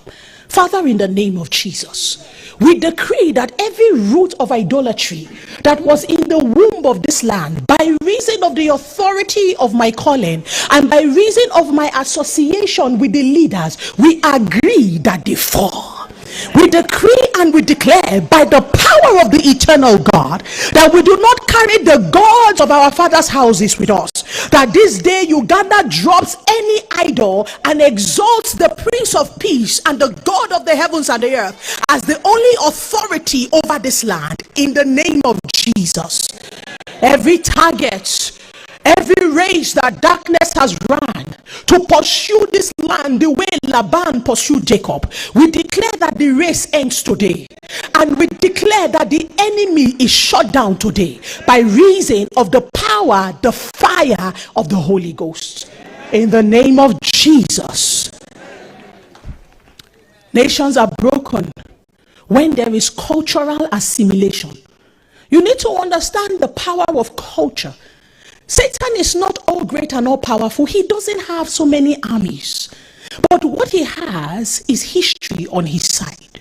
And because he understands how humanity works, and he has a dossier of information concerning generations, What Satan does is that he begins to program within family lines, within national bloodlines, setting limitations. And what those limitations do is that they disqualify the people of the land. So that if the people at any point gets to a certain part of life and living, you begin to see that in that area they begin to struggle and they fall. And so what Satan does is that this limitation, he then locks it into culture, so that the people begin to say from generation to generation, this is who we are, this is how we are. The moment a weakness is locked in and programmed into culture, and that culture of brokenness survives for generations, deliverance is almost impossible, because nobody questions culture. 4 generations after, everybody says this is how we are in this land. But you must recognize that whenever a foundation will be broken, Satan will pre-program the foundation of that land with certain cultures of brokenness.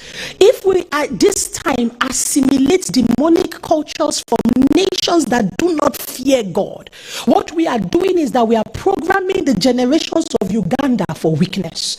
And so by the power of the Holy Spirit, we declare that we will not receive any satanic culture that will limit our future. We will not assimilate demonic positions that would disqualify the future of this land from carrying authority. But we declare by the strength of the Lord that if there be any satanic cultural limitation programmed into the DNA of the land and the people, with darkness hoping that it will reap its fruits in the future, we declare that darkness will be disappointed in the name of Jesus. When God was going to save them, what did he do? He gave them 10 commandments. Within the commandments were a set of culture. This is how you should eat. This is how you should live. This is how you should treat your neighbor's wife. Because God knows culture carries captivity, but godly culture carries deliverance. A neglect of stewardship can also lead to a broken foundation. When the nation does not multiply, like Matthew 25, the parable of the talents, it becomes possible for an exchange to happen in the spirit realm. That which should have made them great can be taken away from them and given to another land who chooses to grow. Father, we call for growth on every side.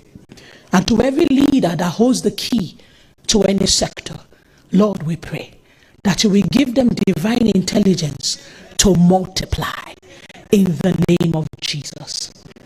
As I round up, I want to say to you that foundations can be rebuilt. But to rebuild a foundation, you must go back to God's number one foundation.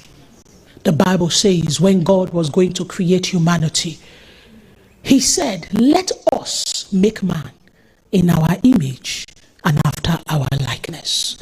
You cannot speak about humanity without going back to the foundation of what makes us who we are, our image and our likeness. Whenever a people disregard the foundation of assigned sexuality by God, the people set themselves against the government of God. It is one thing to sin. It is another thing to set up a rebellious government against the King of Glory. This is the place upon which nations fall and some nations rise. I know in today's conversation in the world, it seems foolish to say that God made them male and female. In today's conversation of the world, it seems foolish to fight for marriage to be between only a woman and man. In the loftiness of the wisdom of men, which is foolishness before God, it seems like we are crazy when we say this is the order of God. But I put it to you, people of Uganda, that when you stand for a matter like this, what you are doing is aligning your foundation of what it means to be human. God's foundation. Because humanity was created to host God. Humanity was created to be a representation of God.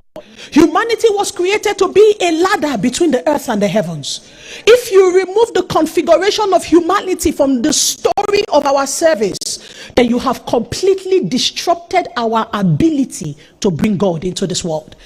When Satan comes with LGBTQ rights, what he's coming for is not just for the people to enjoy themselves. He is attacking the very foundation of humanity that makes it possible for us to be gods upon the earth.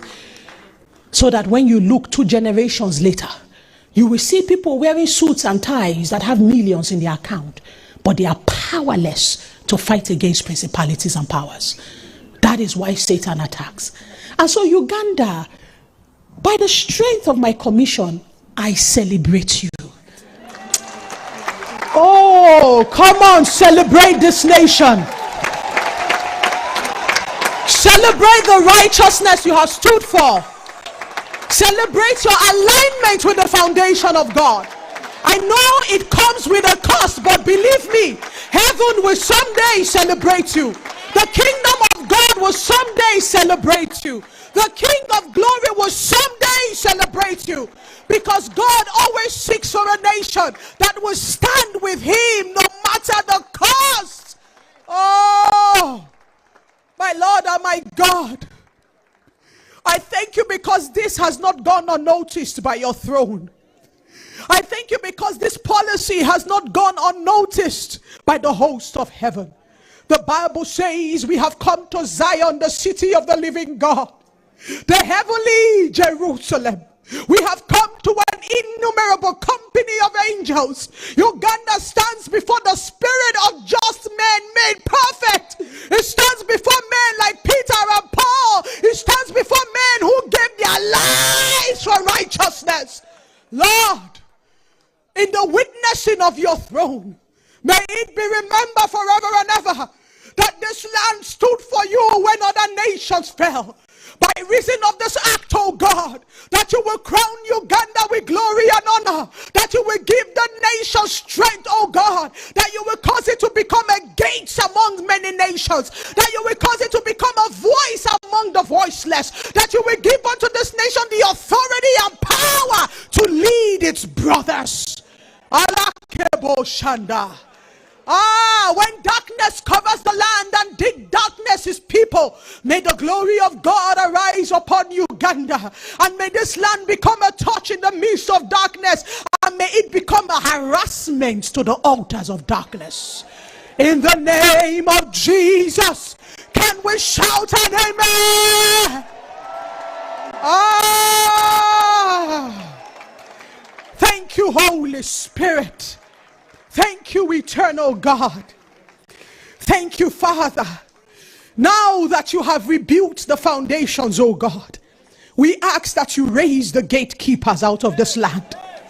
You will raise the men and the women who understand what it means to stand as gates between the heavens and the earth. That the leaders of this land, oh God, will be filled with the spirit of wisdom and understanding. That each one of them, oh God, will be visited with the understanding of your throne. That, Father, to any of them who had become a shut window and had become a closed gate, Father, right now, by the authority of your spirit, I break open the places in the spirit realm in the name of Jesus. Raise gatekeepers of holiness. Raise gatekeepers of righteousness. Raise gatekeepers who understand that a nation is not kept by the seat but kept by the throne. And the throne is upheld by the altars. And the altars are preserved by the priests. And the priests are directed by the God. Raise leaders who have an honor for spiritual authority. Raise leaders who understand that God first and men next. Raise leaders who keep their priesthood, who do not stain their garments. Raise leaders, oh God, like Hosea. Raise leaders like Zerubbabel. Raise leaders like David and Samuel. Upon this land, let the holy mountain of God be exalted. In the name of Jesus. The gates of Uganda will not be compromised. Absalomic gatekeepers will not be raised in this land. Genocidal gatekeepers like Haman will not come out of this land again. But we decree that in the name of Jesus, only prophetic, wise, and loyal gatekeepers like Mordecai will keep the gates of Uganda in the name of Jesus. Visit, O God, the covenants you have made with this land. Awaken the womb of Uganda, O God, because we know that the earth is a womb. So we speak to the earth. The Bible says in the beginning, God created the heavens and the earth. The heavens and the earth have the same birth date. The heavens and the earth have an alignment with each other. So we know that heaven, you stand at attention right now. Because a new nation is being born at this prayer breakfast. Because a new land is being erected at this prayer breakfast. Can I have every leader begin to speak into the womb of Uganda? Begin to call forth the light of the new day. Begin to ask that the heavens will partner with your land. The Bible says in the day that Deborah went to war, that even the heavens fought for Deborah, that they fought for the nation. Ask that there will be a partnership between the angels of heaven and the gatekeepers of Uganda. Thank you, Holy Spirit. And Lord, we declare that when the nations are gathered before you, as you said in Matthew 25:32, in the day where you will separate one nation from another, the way that a shepherd separates sheep from goats, I pray that Uganda will not be a goat nation. But in that day when all nations will stand before you, by reason of the prayers that we have prayed today, the sincerity of our repentance and our commitment to righteousness, that on that day may Uganda be numbered as a sheep nation. In the name of Jesus. Psalm 19:17 says the wicked will return to Sheol, even all nations who forget God. Father, may Uganda consistently remember you. And in the day where the destination of nations for eternity is put in place, may the destination of this land not be Sheol, but may it be a model nation that will survive unto eternity in the name of Jesus. And just like Revelation 21, may the walls of this land be established upon the 12 foundations of the apostolic and the prophetic. May the foundations of this land be established upon its prophetic destiny. May the strength of this nation, the wars they have fought, the things that they have fought for, may it not go to waste, but rebuild the foundations of this land the way that the new Jerusalem shall be rebuilt. And may the walls of this nation have the names of the certainty of its commitment to the righteousness of God. Father, I declare that a new day is here, that a new season has come. Let the gatekeepers of time hear my voice, and let the keepers of the scrolls of the destiny of nations attend to us this day. For if his people that are called by his name will humble themselves and pray and seek his face, turn away from their wicked ways, he will heal their land. He will restore the desolation of former generations. We are those people. Heal the nation, restore the land, set it up as a standard, strengthen their voice. Uganda will remain the strong man of Africa. We make these prayers for God and for the nation of Uganda. In Jesus' name, amen.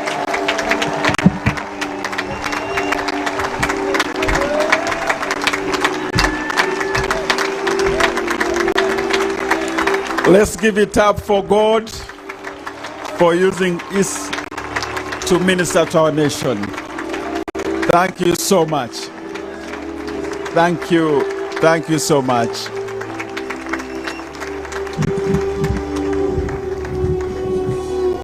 Thank you. We are remaining with only one item. 2 items stayed on the program. The remarks of the speaker, and then the closing prayer by Mama. Before I invite the speaker, I wanted to introduce our delegations. who have come to be with us here at the 26th National Prayer Breakfast. We have a strong delegation from the United States of America. They are here, Your Excellency. We have visitors from Germany. They are behind you, Your Excellency.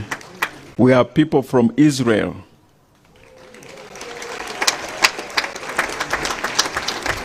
We have Liberia, led by the former Vice President of the Republic of Liberia, Joel Taylor, who is seated near the Vice President and the Right Honorable Speaker. Sister Joel, will you rise up so that we can recognize you properly? We have the delegation from Nigeria. And of course, the keynote speaker is from Nigeria.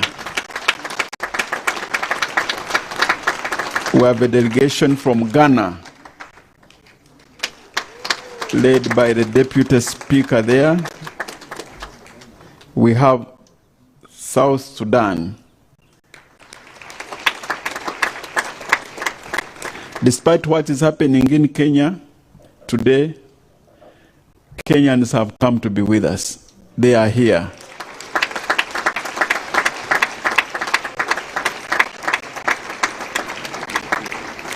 We have a delegation from Rwanda. Murakoze cyane. From Burundi. From Tanzania. And Your Excellency, we have also a number of diplomatic who came here to be with us. The diplomats who are here, will you rise up? We'll recognize you.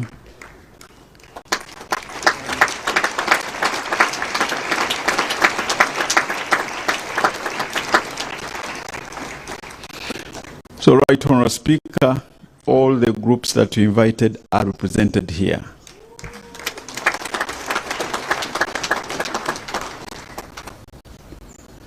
And it's my honor now to invite you, Right Honourable Speaker, to come and address the 26th National Prayer Breakfast, but also through here give a message to the nation.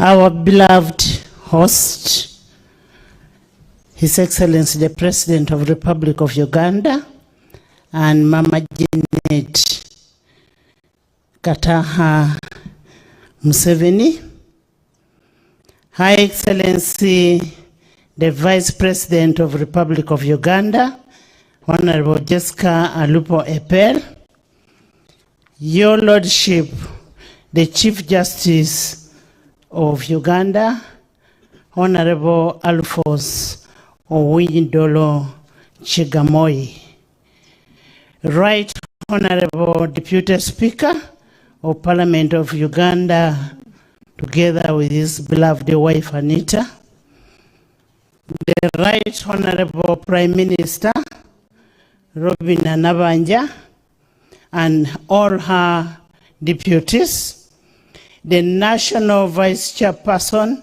of NRM Party, Alhaji Moses Chigongo, the Principal Judge,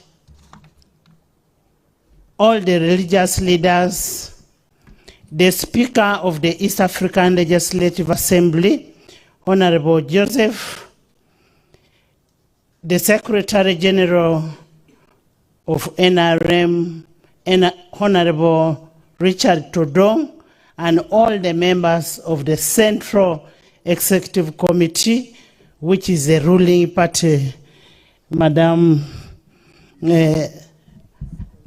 Insi. The ruling party is NRM.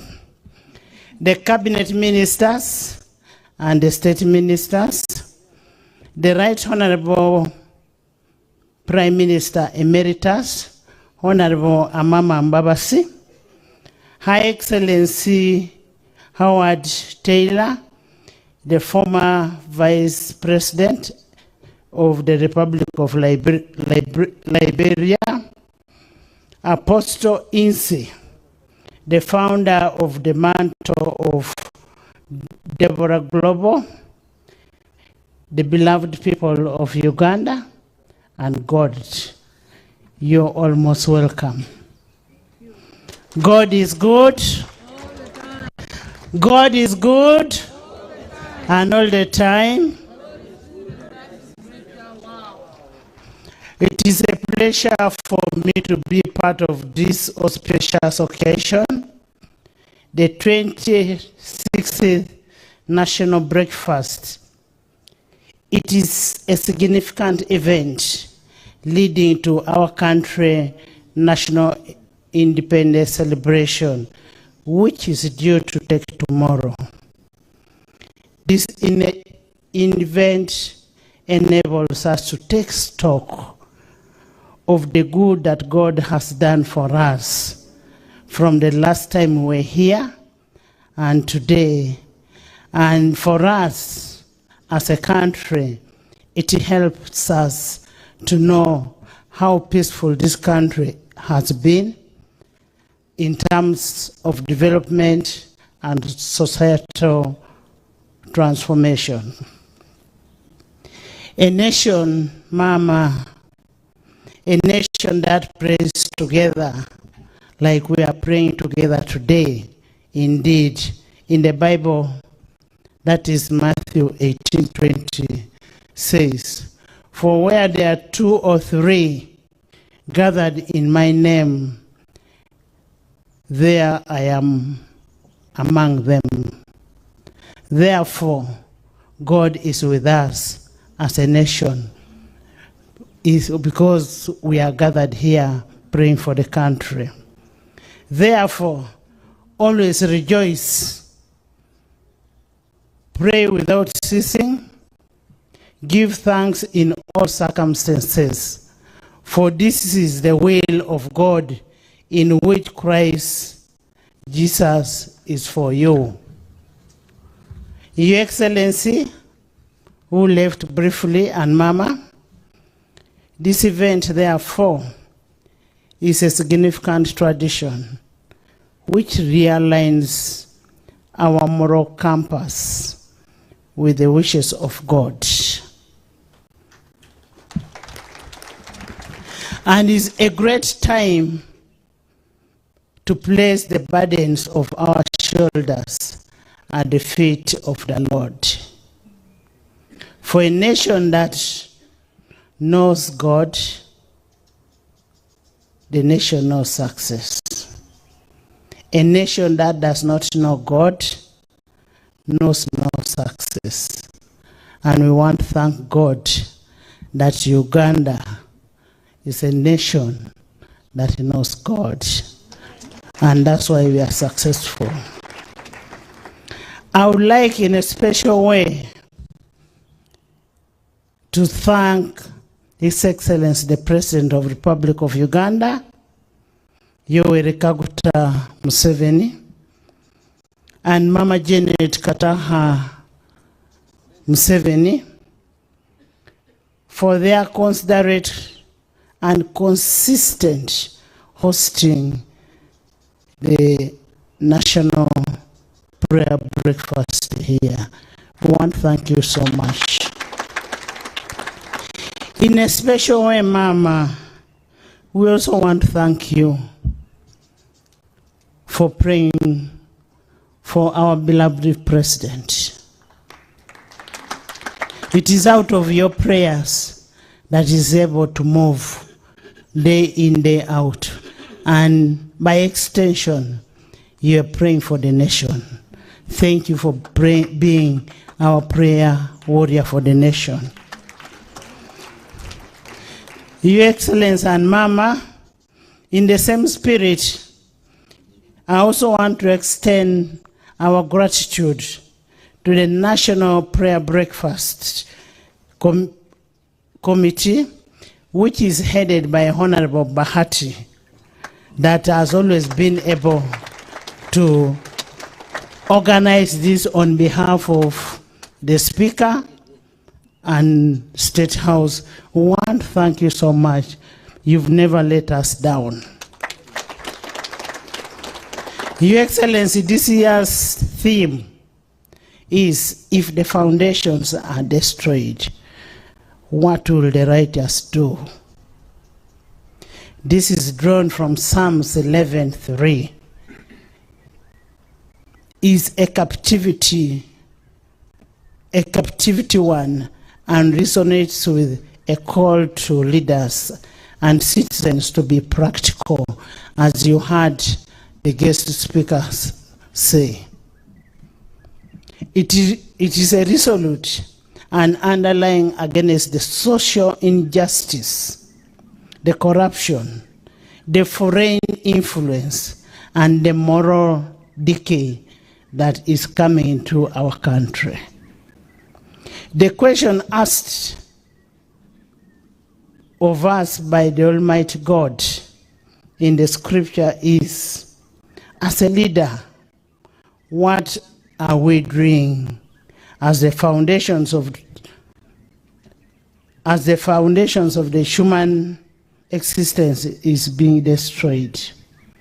God is asking us a question, that what are we doing? We live in times where it is clear that the foundations which form the moral fabric of our values, the identity, the society, and unprecedented attacks, the laws of God are being subjected to question. And this is what we have just gone through in Uganda.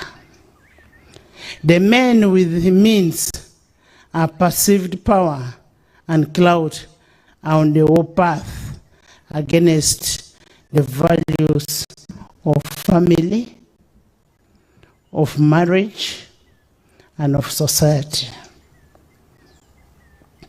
The war is fashioned as a struggle between civilization and backwardness, between the old and the new, liberty and personal freedoms against the societal dogmatic control, also that the truth is always twisted, and the army of God, the righteous, are disarmed and silenced.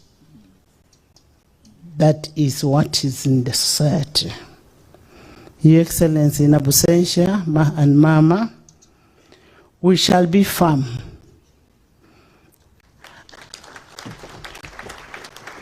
and unwavering in answering God's call to action, and with every tool at our disposal, and without giving out any fear, without any intimidation, without any blackmail, we will remain resolute as a country for the good of this country. We will not allow the foundations to be destroyed. We will protect our foundations for now and for the next generation. This is the creed of foundation that guides the action of decision-making in Parliament.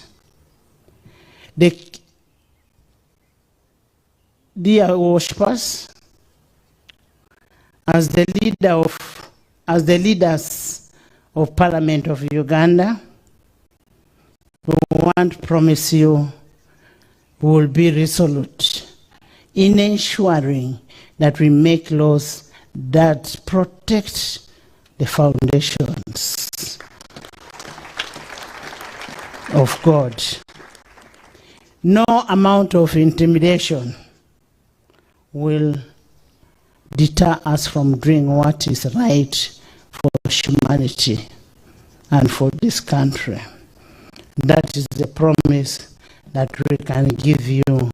And this we do with a cover from Joshua 1:9, that do not get discouraged. For the good Lord will always be with you. And we believe the good Lord will always be with us when we are doing whatever we are doing for the good of this country, for the good of humanity, and for the good of the foundations that have been laid by God. President Abraham Lincoln of the United States was clear with the meeting, his end of the bargain with God. During the moments of great crisis, he stated, "Sir, my concern is not whether God is on our side. My greatest concern is to be on God's side. For God is always right." This is a call of action to the righteous to do the right thing and protect God's foundation. It is our appeal to Ugandans to stay firm, stick to godly principles, as our president does, and our long-established family values. As you heard when the guest speaker was speaking, we must protect the family values. When God created the earth, He gave Eva to Adam. He did not give Adam to Adam. He did not give Eva to Eva. So we must protect the family values. And the family values are really threatened. Your Excellency and Mama, we really appreciate your role in playing the role of protecting the family values. You are our icon, and we are always proud of you. And we will make sure that we will do whatever is righteous for the people of Uganda. And with your support, we will be good to go. Lastly, I want to, on a very special note, it is the first time that we have a full tent.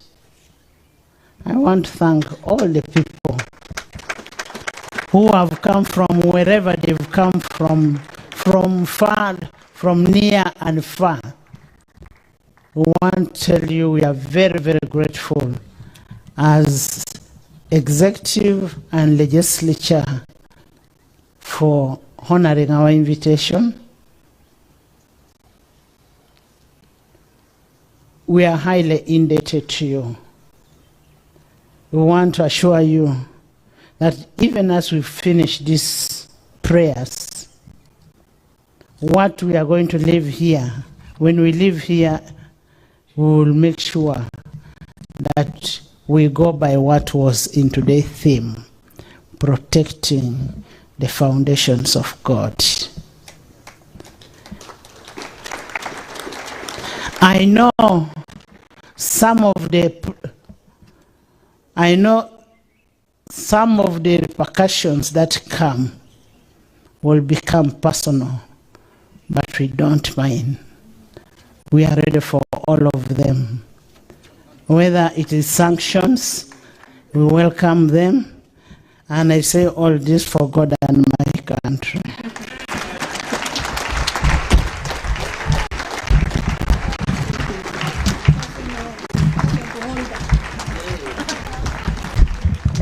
Thank you, Madam Speaker.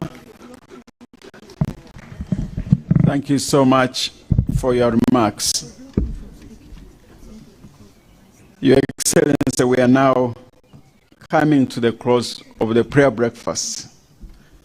And we have only one item remaining, which is a closing prayer by Mama. But before I invite Mama, I want to recognize the delegation from DRC.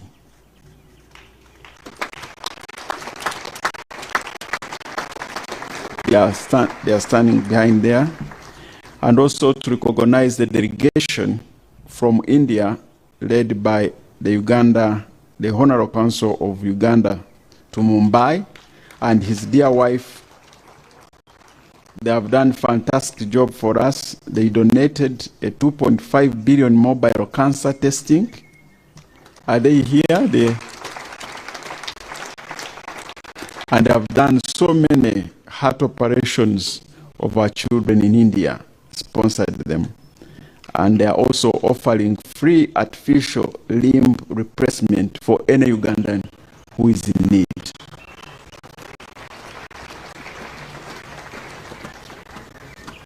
In addition to the protocols that were recognized by the Right Honorable Speaker, we also want to recognize the Interreligious Council led by His Grace, Archbishop of Church of Uganda. You may stand up for our recognition. Those who continue to shepherd us.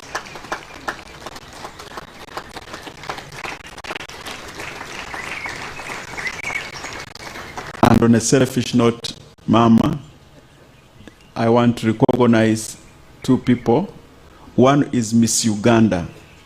Miss Uganda, she came in here. Is she around?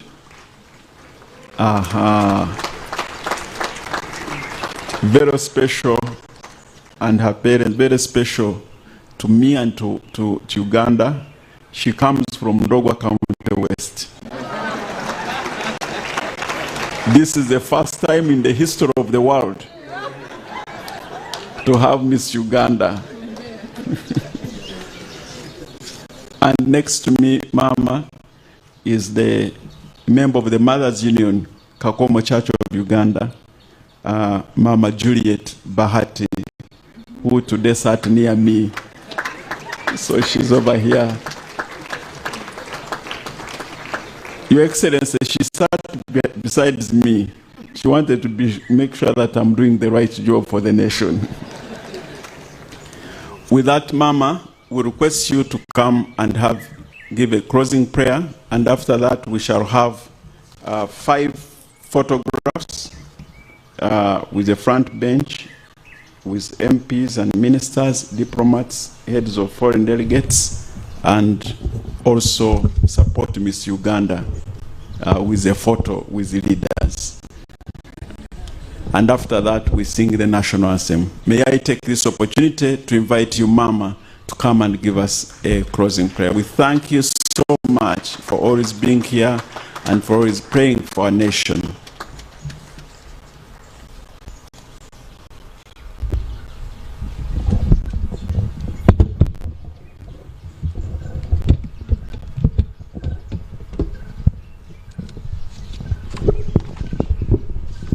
Thank you.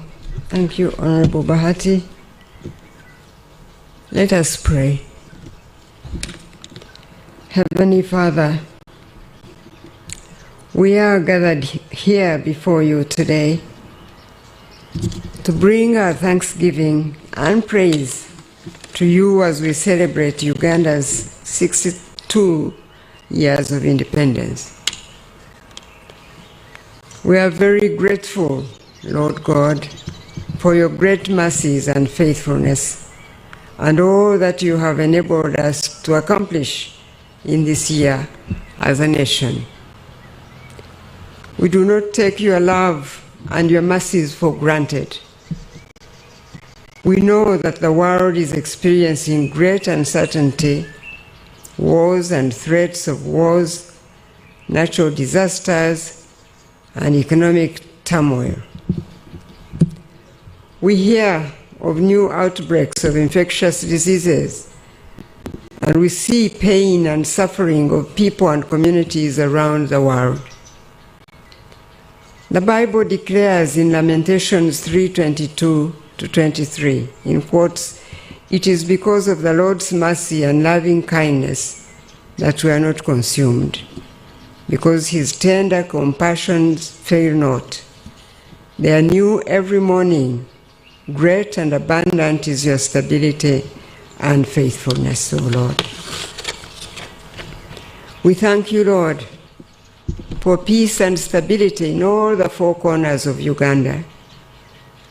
We thank you that we are able to go out and come in as we please, and are able to travel to all parts of our country by day or by night without any fear for our personal safety. We thank you, Lord, for the enabling environment that has been created in Uganda so that our people can make plans and carry those plans out in peace. And we thank you, Lord, that our farmers can plant their crops and expect a good harvest because of the rain that you send in the right season. We thank you, Lord God, that parents can send their children to school in peace, trusting that their children can continue their studies without interruption. We thank you, Lord God, that we can plan business ventures and other programs and expect to execute them without interruption according to our goals and abilities. Thank you, Father God, for the many successes that our nation has registered in different sectors of our society, such as health, education, sports, science and technology, agriculture, and the economy. We especially thank you, Lord, for the freedom to worship you as our God and to experience your continued blessing and favor over us over many years. We are very grateful, Lord God, for the able leadership of our President Yoweri Museveni, and the way you have continued to use him to shepherd your people in Uganda. His steady and visionary leadership has steered the ship of our nation through many stormy waters and difficult seasons through the many years.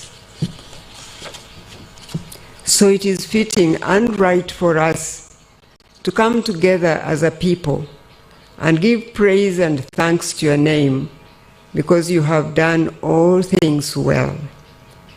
The psalmist declares in Psalm 40, verse 2, in quotes, "He brought me up out of a horrible pit of tumult and of destruction, out of the miry clay, and he set my feet upon a rock, steadying my footsteps and establishing my path."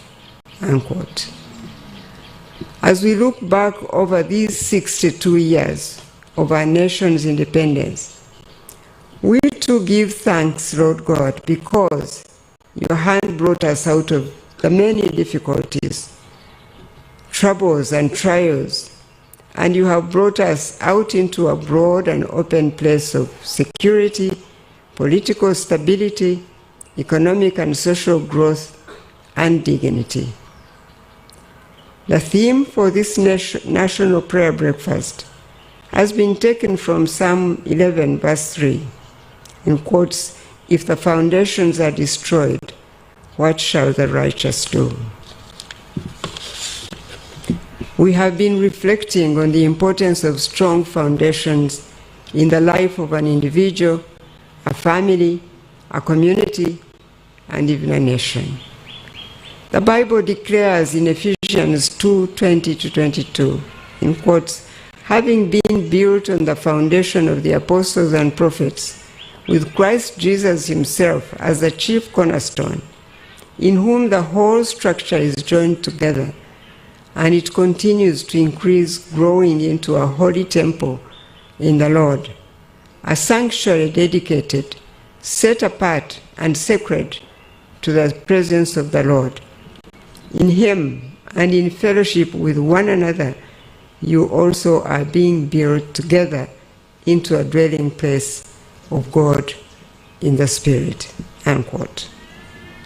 The cornerstone is the first stone the builders lay in the foundation, and it determines the outline and structure of the entire building. This means that if Jesus Christ is the cornerstone of a person's life, their life will align and conform to the values and standards of the one who is the cornerstone.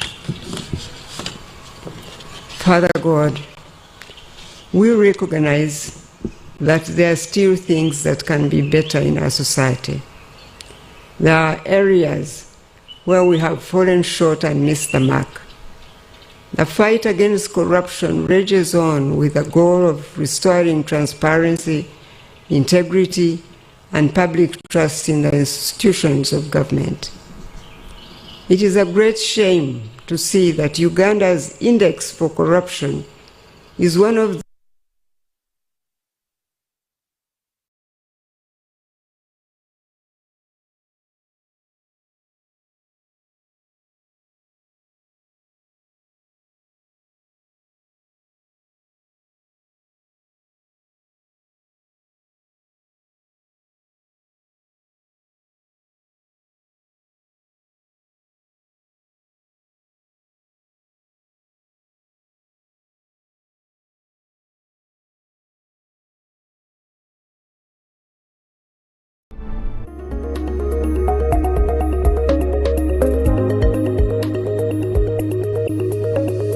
StarTimes iraka ly'abantu.